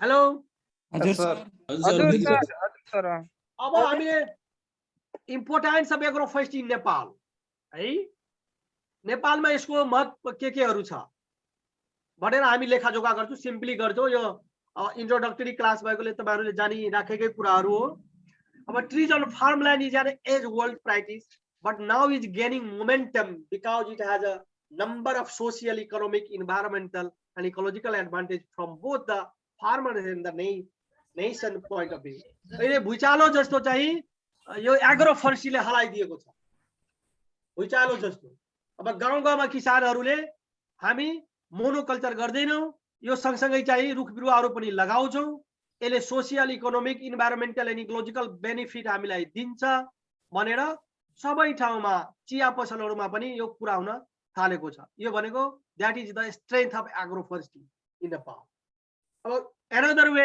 we can say farming system is very complex and of subsistence type with a mutual interdependency of crops livestock and forests अब यो कुरा चाहिँ बाँच्नको लागि मात्रै होइन यो चाहिँ भेरी कम्प्लेक्स हो योसँग चाहिँ लाइभस्टकको मासु पनि खानुपर्छ अन्डा पनि खानुपर्छ दाल भात पनि खानुपर्छ भन्ने कुराहरू म्युचुअल इन्टरडिपेन्डेन्सी चाहिँ भइसकेको छ त्यस्तै forest land is an integral part of farming system just as much as arable land and livestock जहाँ एरेबल जुन सिँचाइयुक्त जग्गा छ त्यहाँ त सुटेबल छ तर यो चाहिँ जहाँ अपल्यान्ड एरियाहरू छ सिँचाइ हुँदैन त्यो ठाउँमा पनि यो हुन्छ भनेर बुझेकोले यसको महत्व चाहिँ बढिराखेको छ farmers dependent on forest product such as timber poles fuel for medicinal and other food plants and fruit अनि किसानहरू फरेस्ट प्रोडक्ट्समै चाहिँ डिपेन्डेन्ट भएकोले र फरेस्टरको क्यापेसिटी पनि कम भएकोले यसको विकल्पको रूपमा पनि एग्रो फरेस्ट्रीले हेरेको छ अब फरेस्टबाट चाहिँ सबै थोकहरू चाहिँ हामीले प्राप्त गर्न सक्दैनौं यसको अल्टरनेटिभको रूपमा चाहिँ हामीले आफ्नै जग्गामा एग्रो फरेस्ट्री इन्ट्रोड्युस गर्नुपर्छ भन्ने कुराहरूको महत्व दिन प्रतिदिन बढ्दै गइरहेको छ the aim of developing agroforestry within Nepal is to meet the present land and future requirement of the fuel यो मात्रै नेपालमा यो अहिले र भोलिको सन्ततिहरूलाई पनि सबै कुराहरू फरेस्टबाट पाउने चाहिँ अनुभूतिहरू गाउँघरमै एग्रो फरेस्टमै आफ्नै जग्गामा दिनुपर्छ भन्ने कुराहरू प्राप्त गर्नको लागि यसको महत्व ठुलो छ अब 2:1 ratio forest farmland in mid mountain farming खास गरी मिड माउन्टेनमा 2 हेक्टर यदि फरेस्ट आयो भने 1 हेक्टर हामी 3 हेक्टरको कुरा गरेका थियौं 1 हेक्टर एग्रीकल्चर ल्यान्डलाई 2 हेक्टर अथवा 3 हेक्टर फरेस्ट चाहिन्छ यो कन्सेप्टले पनि यसको महत्व बढेको छ at present day it is important for carbon sequestration and climate change mitigation and जहाँ चाहिँ तपाईँ सुन्नुहुन्छ carbon sequestration climate change and mitigation and adaptation यो कुरा त चाहिँ रुखले नै दिन्छ त रुख कहाँ लगाउने त जंगलले मात्र हुँदैन जुन खाली जग्गाहरू छ किसानको जग्गाहरू छ पर्ती जग्गाहरू छ नदीले उकास्ने जग्गाहरू छ अपल्यान्डहरू छ मार्जिनल ल्यान्डहरू छ त्यो जग्गामा गयो भने झन् चाहिँ कार्बन सिक्वेसन बढी हुन्छ क्लाइमेट चेन्ज मिटिगेसन हुन्छ र किसानले त्योसँग एड्याप्ट गर्न सक्छ जुझ्न सक्छ भनेर यसको महत्व चाहिँ बढेको छ इन नेपाल टु अब एउटा यो रिसर्च चाहिँ तिवारी सरले गरेको यो हाम्रो कृष्णराज तिवारी सरको मैले सापी लिएको छु उहाँले रिसर्च गरेको ठाउँबाट कुन अब नम्बर भन्न कुन एउटा ट्रीबाट चाहिँ अब कुन फडर बढी लिन्छ कि फ्युलवुड बढी लिन्छ कि फ्रुट बढी लिन्छ कि टिम्बर अथवा अदर्स लिन्छ त्यो चाहिँ जान्न खोजेको हामीले उहाँले रेस्पोन्डेन्ट्सको आधारमा क्वेशनर सर्वेको आधारमा चाहिँ सर्वे गरेको हो जस्तै म्याङ्गोलाई के को बढी चाहिँ फ्रुट लिन्छ त्यसपछि कम चाहिँ फ्युलको रूपमा प्रयोग गरिन्छ म्याङ्गो ट्री है त्यस्तै चाहिँ बेडुलो चाहिँ केमा प्रयोग गर्छ त बेडुलो फडरमा बढी गर्छ फ्युलमा चाहिँ त्योभन्दा कम गर्छ र सबभन्दा कम चाहिँ फ्रुटमा गर्छ बेडुलोको फ्रुट पनि हुन्छ हैन हो सर हो त्यसरी चाहिँ जस्तै सिट्रसको कुरा गर्ने हो भने थोरै चाहिँ फ्युलको लागि र धेरै चाहिँ फ्रुटको लागि हुन्छ, गुवाभाको लागि पनि त्यही हुन्छ। यसरी चाहिँ उहाँले एउटा सर्वे गरेको छ रिसर्च। जस्तै खनिउमा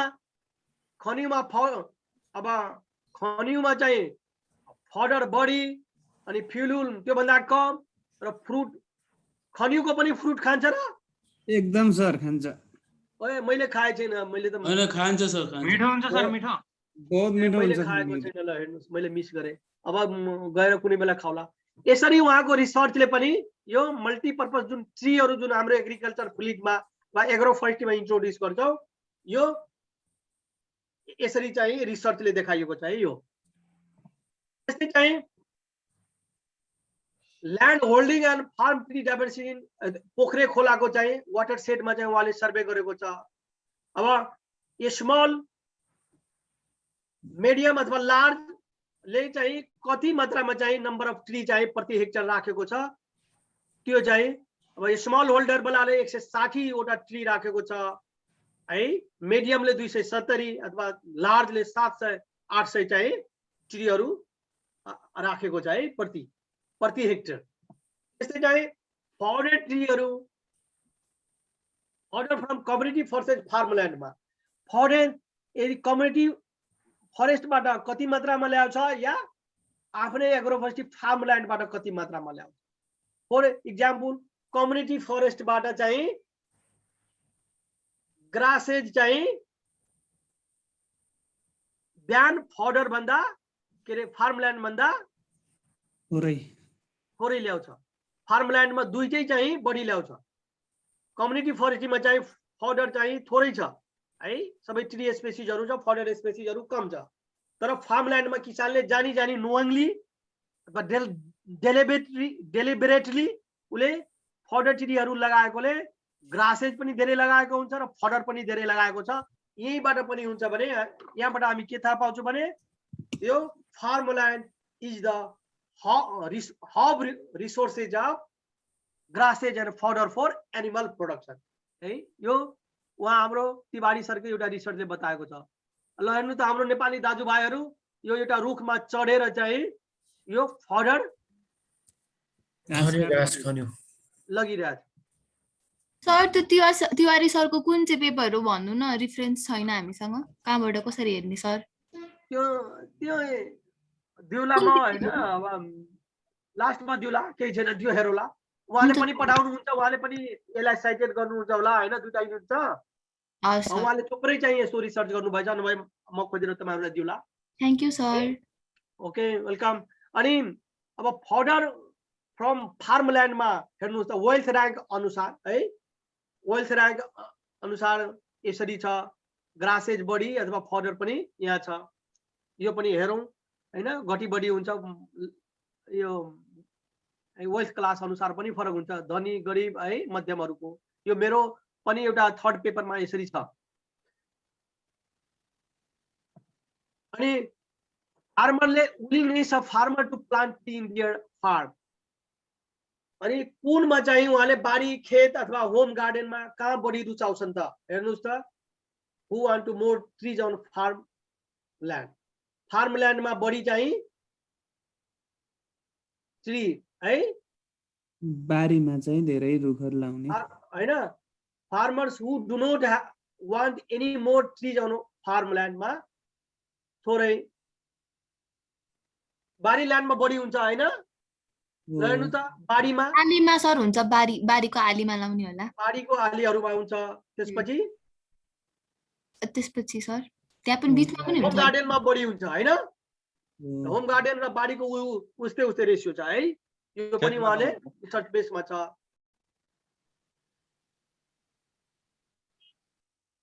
अनि खेत बारीको पनि यो पनि उहाँकै उबाट लिएको छ, खेत बारी।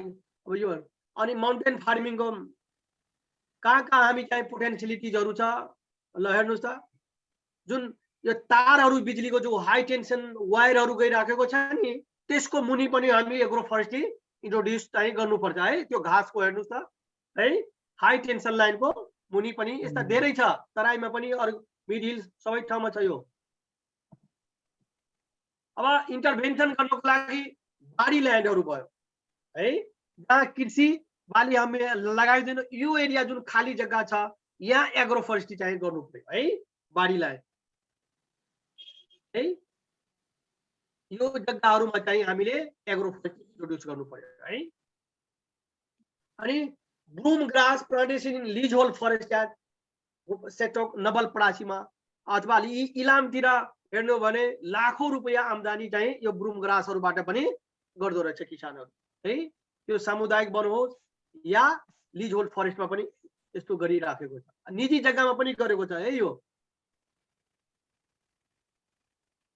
अब शिफ्टिङ कल्टिभेसनको फोटोहरु हेर्नुस् त है।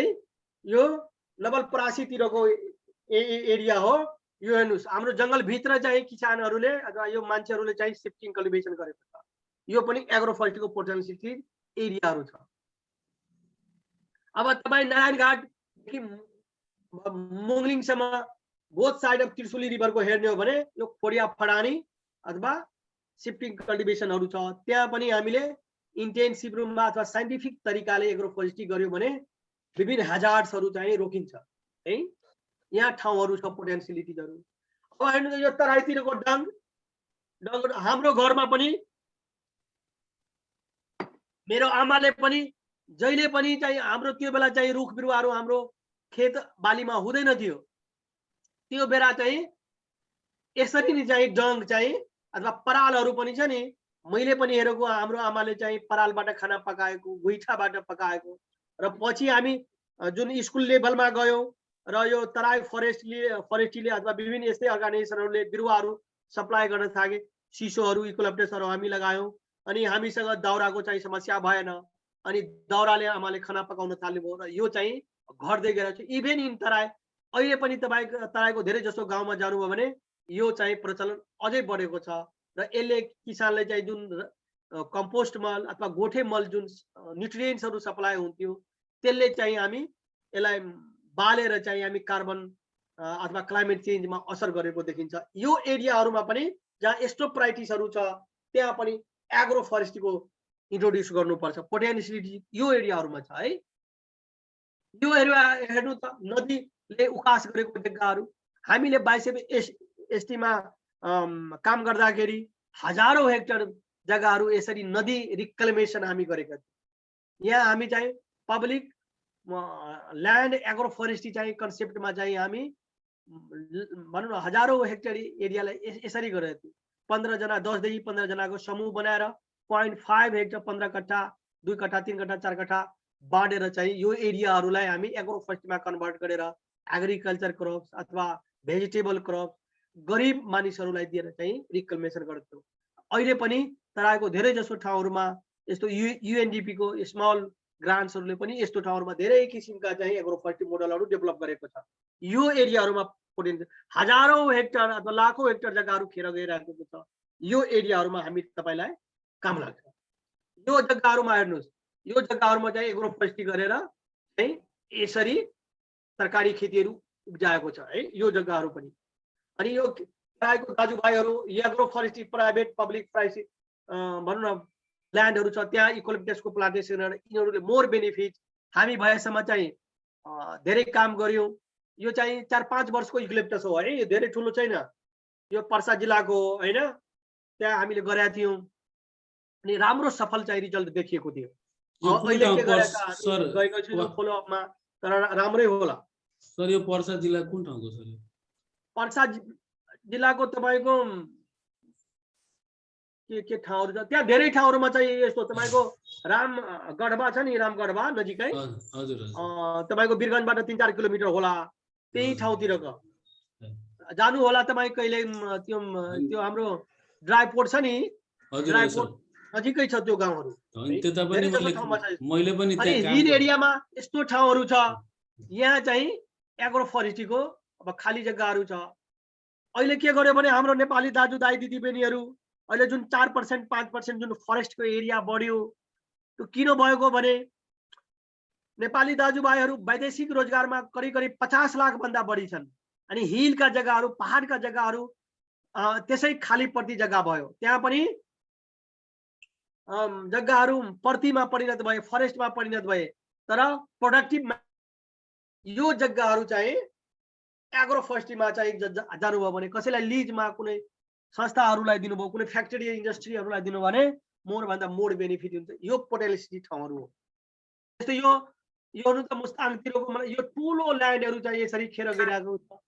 यो एरियाहरूमा चाहिँ एग्रो फरेस्ट्री इन्ट्रोड्युस गर्नुपर्छ। अनि इन्टर रिलेसनसिप भनौँ न, हाम्रो सम्बन्ध के छ, जस्तै अफ फार्ममा, लाइभ स्टकमा, फरेस्टमा, हाउस होल्ड अथवा फार्म क्रप्समा के सम्बन्ध छ, यो तपाईँहरू आइएससी देखि बिएससी सम्म चाहिँ पढिसक्यो। एउटा हाउस होल्डले, एउटा व्यक्तिले चाहिँ फरेस्टबाट के पाउँछ, लाइभ स्टकबाट के पाउँछ, फार्मबाट के पाउँछ, लाइभ स्टकले हाउस होल्डमा के दियो, अथवा जङ्गलले चाहिँ मान्छेबाट के पायो, जङ्गलले के पायो, फार्मले के पायो, यो कुराहरू तपाईँहरू हेर्नु होला है। यो म चाहिँ यसमा धेरै डिस्क्राइब गर्दिनँ। यो तीनै चारवटै कम्पाउन्डहरूको चाहिँ अन्तर सम्बन्ध हो, नङ मासुको जस्तो सम्बन्ध हो है। यो विभिन्न चाहिँ एरो दिएर सम्झाएको छु, यो पछि पनि हेर्नु होला, म तपाईँहरूलाई सप्लाई गर्छु। यो पनि उही हो मोडल। अनि हेर्नु त यो दिदी बहिनीहरूले चाहिँ हाम्रो यो कम्पोस्ट मल बनाउनको लागि यसरी लगिराखेको छ। यो खास गरी एग्रो फरेस्ट्रीकै कन्सेप्टमा। अब एग्रो फरेस्ट्री यो पनि एउटा कमर्सियल एग्रो फरेस्ट्री एग्रिकल्चर हुन्छ, एउटा सब्सिस्टेन्स हुन्छ। सब्सिस्टेन्स भनेको के, जस्ट मुख हात जोड्नको लागि, उसले सपना देखेको हुँदैन, उसले खाना लाउन मात्रै चाहिँ लानको लागि चाहिँ यसरी खेतीपाती गरेर राखेको हुन्छ। एउटा हुन्छ कमर्सियल, तपाईँ इन्डियाको युपी अथवा हरियाणातिर जानुभयो भने कमर्सियल एग्रिकल्चर प्लान्टेसन गर्छ। लाखौं हेक्टर अथवा हजारौं अथवा सयौं हेक्टर इकोलिप्टसको प्लान्टेसन गरेर अथवा पपुलेसको प्लान्टेसन गरेर त्यो पेपर मिल्सहरूमा अथवा विभिन्न इन्डस्ट्रीहरूमा त्यसको चाहिँ अथवा पोल्सहरू भयो, इलेक्ट्रिक पोलहरू गरेर चाहिँ लाखौं रुपैयाँ, लाखौं डलर चाहिँ आम्दानी गरेको छ। तर नेपालमा त्यसरी इन्टेन्सिभ फार्मिङ हामी गर्दैनौँ। सब्सिस्टेन्समा चाहिँ मान्छे बाँचेको छ। यहाँ कमर्सियल एग्रिकल्चर प्रोडक्सन अथवा एग्रो फरेस्ट्रीहरू छैन। यहाँ यो रिसर्चले पनि त्यही बताएको छ है। मैले त यो हाम्रो नेपालकै कुनै ठाउँको हो, मैले नेटबाट लिएको छु यो फोटो। यो एग्रो फरेस्ट्रीको मोडल, मकै पनि लगाएको छ है। अब पाइनका चाहिँ बिरुवाहरू छन्, यसरी मोडलहरू पनि छन्। अब मिनिमम ट्री कति छ, फडर ट्री अथवा म्याक्सिमम कति छ किसानहरूको, यो एउटा यस्तो रिसर्चले बताएको छ। टोटल ट्रीहरू हेर्ने, टिम्बर अथवा फ्रुट अथवा फडरको गणना गर्ने हो भने मिनिमम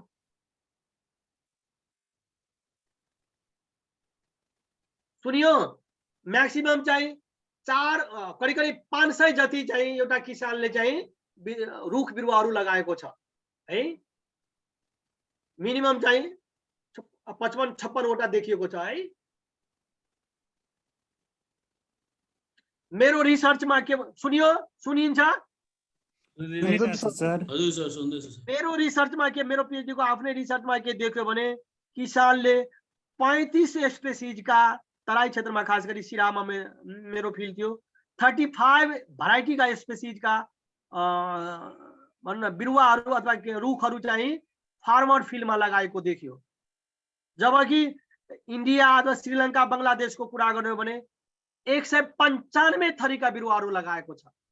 हामी कहाँ कति छ भने तराईको कन्टेस्टमा 35 वटा छ, पहाडमा त्यही 40-45 वटा, 50 वटा भन्दा बढी छैन। त अझै पनि एग्रो फरेस्ट्रीमा हामीले काम गर्नुपर्छ। अझै पनि मल्टिपर्पज ट्रीहरू, फास्ट ग्रोइङ स्पेसिसहरू लगाउन जरुरी छ। रिसर्चहरू हुन जरुरी छ। तपाईँ जस्ता ह्युमन रिसोर्सहरू नेपाल सरकारलाई अहिले आवश्यक छ कि 200 भन्दा बढी चाहिँ ट्री हाम्रो किसानहरू लगाउन पाओस्, धेरै भन्दा धेरै चाहिँ बेनिफिट पाओस् हैन। त्यो चाहिँ हुन जरुरी छ। एकैछिन 2 मिनेट ब्रेकहरू। कति टाइम भयो? 9 बज्यो सर। 9 बज्यो सर। 2 घण्टा भयो सर। अनि अझै हामी 10-15 गर्ने हो, आधी घण्टा के गरौँ? हुन्छ सर, हुन्छ सर, गर्दा हुन्छ सर। ल एकैछिन 5 मिनट ब्रेक लिउँ। 5 मिनट हुन्छ? हुन्छ सर, हुन्छ सर। 5 मिनट ब्रेक लिउँ। हुन्छ हुन्छ सर। हस् सर, हस्। आज क्लास ल है, ओके।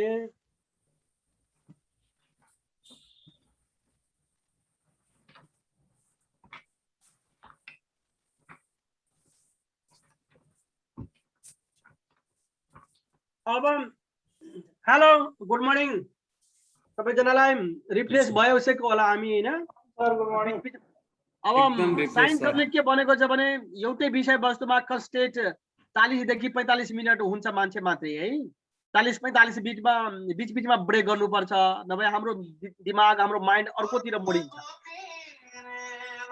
हिसाबले सबैजना म्युट गर्नु कसैको बजिरहेको अब principal of classification of agroforestry किन हामीले चाहिँ एग्रोफोरेस्ट्रीका सिस्टमहरुलाई क्लासिफाइड गर्नुपर्छ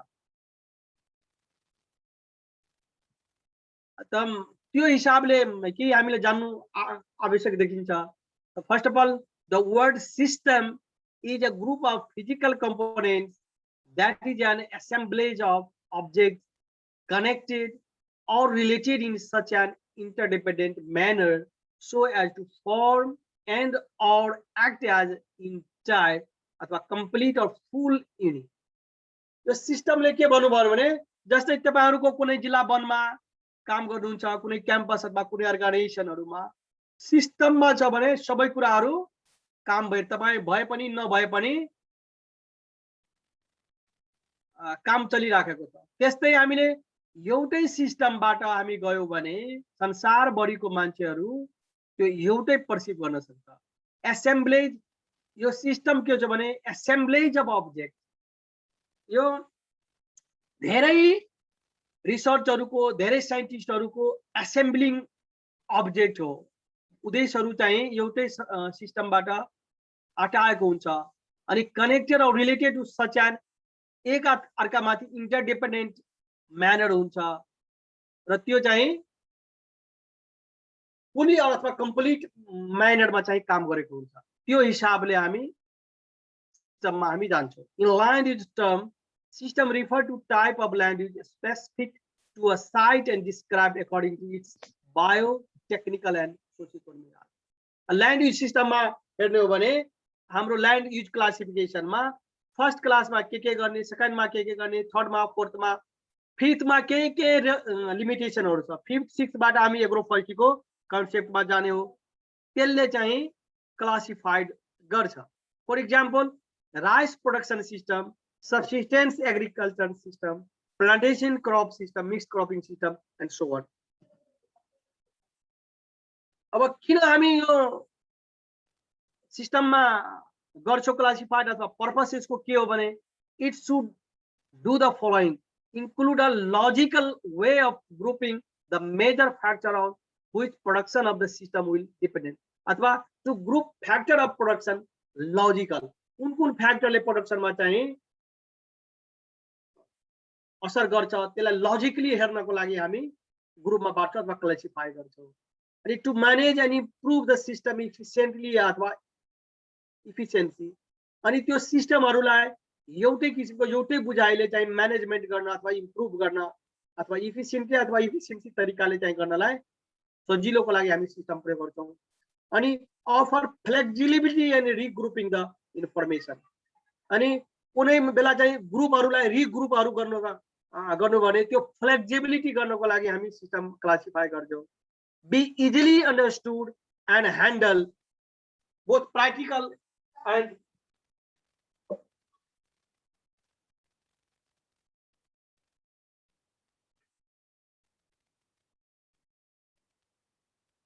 मेरो छोरीले अलिकति डिस्टर्ब गर्छ अनि सजिलो बुझ्नको लागि र सजिलो ह्यान्डलिङ गर्नको लागि पनि हामी क्लासिफाई गर्छौं है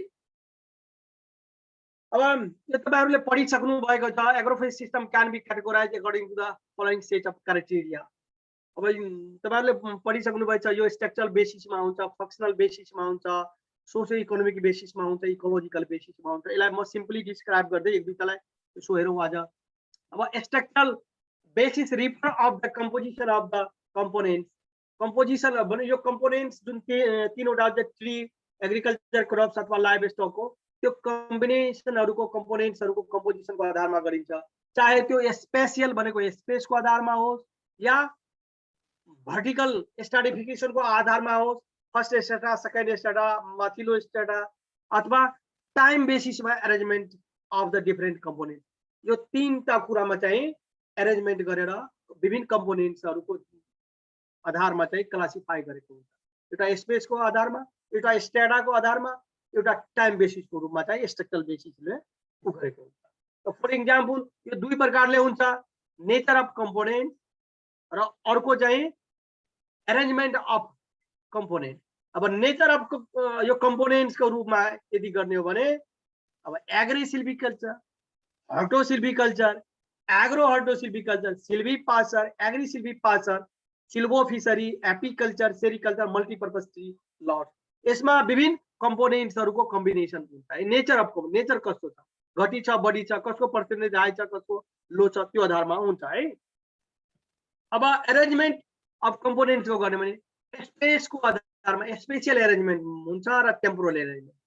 स्पेसको आधारमा डेन्स मिक्स स्ट्यान्ड हुन्छ जस्तै home garden, sparse mix stand जस्तै silvopastoral system, zone or strips or varying with alternative रोजमा गर्ने हेजरो इन्टरक्रपिङ अथवा एली क्रपिङ हुन्छ अथवा बाउन्ड्री प्लान्टिङ हुन्छ होइन। विभिन्न किसिमका फडर फ्रुट्सहरू यताउति लगाएको हुन्छ। अब टाइम बेसिसको कुरा गर्ने हो भने शिफ्टिङ कल्टिभेसन 2 देखि 4 वर्ष एक ठाउँमा गरिन्छ, फेरि चाहिँ अर्को वर्षमा अर्को ठाउँमा जान्छ, यो 15 वर्षमा रिपिटेसन भइरहन्छ। अथवा सिल्भो पार्टल सिस्टम त्यो रोटेसन बेसमा गर्छ होइन। टाइम बेसिस यो 6 महिना 4 महिना 1 इयर कति गर्ने हो त्यो silvopastoral system for example temporal बेसिसमा। अर्को फङ्सनल क्लासिफिकेसनमा प्रोडक्टिभ फङ्सन र प्रोडक्टिभ फङ्सन। प्रोडक्टिभमा अब fodder, fuelwood, livestock products अथवा agriculture products and so on. प्रोडक्टिभमा wind brake, shelter belt, soil conservation, hedgerow and so on, यस्ता धेरै तरिका हुन्छ। त्यस्तै देयर आर मेनली 2 टाइप्स, जस्तै प्रोडक्टिभ फङ्सनमा गर्ने food, fuel, fodder, timber, NTAP, milk, meat, wool, other प्रोडक्ट्सहरू होइन, silk, honey, that is all. अनि प्रोटेक्टिङमा मेन्टेनिङ प्रोडक्सन सिस्टममा गयो भने protection of soil and water, protection of environment, moisture conservation, protection of soil improvement, shade for crop, animal and man, cover crop, hedgerow intercropping, wind brake, shelter belt etcetera, यो चाहिँ प्रोटेक्सनमा भयो। अब ecological क्लासिफिकेसनको आधारमा गर्ने हो भने it refers to the environmental condition and ecological suitability of system on the assumption that certain types of system can be more appropriate for certain ecological conditions. जस्तै set of agroforest system arid एरियामा कस्तो हुन्छ, semi arid ल्यान्डमा कस्तो हुन्छ, tropical हाइल्यान्डहरूमा कस्तो हुन्छ, लो land humid tropical एरियाहरूमा कस्तो हुन्छ, अथवा अल्टिट्युडनल भेरिएसनको रूपमा कस्तो हुन्छ, यो प्रकारमा इकोलोजिकल आधारमा चाहिँ वर्गीकरण गरेको हुन्छ, क्लासिफाई गरेको हुन्छ। जस्तै on the basis of based on individual ecological प्यारामिटरमा गर्ने ट्रोपिकल रिजनमा एग्रोफोरेस्ट्री सिस्टमहरू, सब ट्रोपिकलमा, टेम्परेटमा, अल्पाइनमा, अब बेस्ड अन मोइस्चर वेटमा, मोइस्टमा, ड्राई सोइलमा कुन हुन्छ सिस्टम त्यो। अब एग्रो इकोलोजिकल जोन्समा अब ह्युमिड अथवा सब ह्युमिड एरिया के गर्ने होइन, यो एरियाहरूमा भयो। यो 2 प्रकारको हुन्छ, जहाँ पपुलेसन हाई हुन्छ र पपुलेसन लो हुन्छ। हाई पपुलेसनहरूमा डेन्सिटी हाईमा home garden, plantation crops with combination, multilayer tree garden. Low population भयो भने tree on rangeland and पासहरू, खास गरी डोल्पा, हुम्ला, मनाङ, मुस्ताङ अथवा हाई हिली एरियाहरूमा चाहिँ silvopastoral system, improve fallow in shifting cultivation, multipurpose tree लट्सहरू, लो पपुलेसन डेन्सिटी भएको एरिया। अब agroforestry in semi arid and arid ल्यान्ड्सहरूमा है, अनि यहाँ चाहिँ मेन एग्रोफोरेस्ट्री सिस्टममा खास गरी silvopastoral, windbreak and shelter, multilayer, multipurpose tree on croplands, यो एरियाहरूमा यो हुन्छ है। यसको कार्याटिभ्सहरू तपाईहरु पढ्नु होला, म यो दिन्छु। अनि ट्रपिकल हाइल्यान्ड्सहरूमा कस्तो हुन्छ, अब यो एरियामा चाहिँ production system involving plantation crop such as coffee, tea in commercial as well as smallholders. तपाईँ झापातिर इलामतिर हेर्नुभयो भने यस्तो किसिमको trees in soil conservation, soil fertility maintenance, improved fallow, silvopastoral कम्बिनेसनहरूमा यो एरियाहरूमा गर्छन्। अब कमर्सियल और सोसियो इकोनोमिक क्लासिफिकेसनको बारेमा गर्ने हो भने it refer to the level of input of management. अब इनपुटको आधारमा खास गरी हुन्छ low input, high input or intensity or scale of management or commercial goals को आधार में चाहिँ क्लासिफाई गरेको हुन्छ। For example sale of production of the output, single commodity is the major aim of the system, land ownership अथवा government अथवा corporate अथवा private हुन्छ। अब जस्तै रबर, आइल पाल्म, कोकोनट है, यो आधारमा गरेको हुन्छ। अथवा shade tolerating plantation crop such as cardamom, coffee, tea and cocoa, यो पनि इलामतिर धेरै ठाउँमा यो भइराखेको छ। यो कमर्सियल और सोसियो इकोनोमिक क्लासिफिकेसनको आधार। अब यो प्याटर्न अफ 3 टाइप्सको कुरा गर्ने हो भने रेगुलर हुन्छ, इरेगुलर हुन्छ, बिटहरु यो पनि। अब यसो गरौँ न त, मेजर एग्रोफोरेस्ट्री सिस्टम हामी भोलि गरौँ ल, हुँदैन? हुन्छ सर, हुन्छ। अब यो भोलि गरौँ। हुन्छ सर। Okay sir. आजलाई यति गरौँ हैन? कति स्लाइडमा गयो आज? सर एउटा मेरो क्वेशन थियो सर। हजुर, एउटा मेरो क्वेशन थियो सर, के थियो सोध्नु भनेर। भन्नु न। यो एउटा कस्तो छ भने सर, उदयपुर जिल्लातिर नि सर, हजुर, किसानहरूले खेतको गारामा सर यो धान खेती गरेको देखिन्छ सर हैन। त्यस्तै कान्ला र घाँस वा नगदे बाली लगाएको देखिन्छ। सुन्नु भएको छ सरले? सुनिरहेको छु। एउटा उदयपुरको केसमा कान्लाहरुमा चाहिँ धान खेती लगाउने सर, कान्ला र डिलमा घाँस वा नगदे बाली लगाएको देखिन्छ। त्यस्तै त्यो खेतसँग जोडेको त्यो प्राइभेट ल्यान्ड होइन कि सर, पब्लिक ल्यान्ड हुन्छ जुन त्यो के सर खोल्सीहरू हुन्छ नि सर, त्यो खोल्सीमा अदुवा, बेसार वा अन्य किसिमका रुख बिरुवाहरू पनि लगाएको देखिन्छ। त्यो कृषि वन हो कि होइन? मैले अलिकति उमै ब्याक रिभ्यूमै डिफिनेसनको कुरा जान्न खोजेँ सर। त्यो कृषि वन हो कि होइन भन्न खोज्नु भयो हैन? हजुर सर, हजुर हजुर। त्यहाँ ट्रीहरू लगाएको छ कि छैन? त्यही त सर, ट्रीहरू त्यसले खोल्सीमा लगाएको हुन्छ, त्यससँग खेतसँग जोडेकै खोल्सी हुन्छ सर हैन? हो, त्यो पनि वुडलटको रूपमा भयो हैन? हजुर सर, वुडलट भयो, त्यो पनि मान्न सकिन्छ।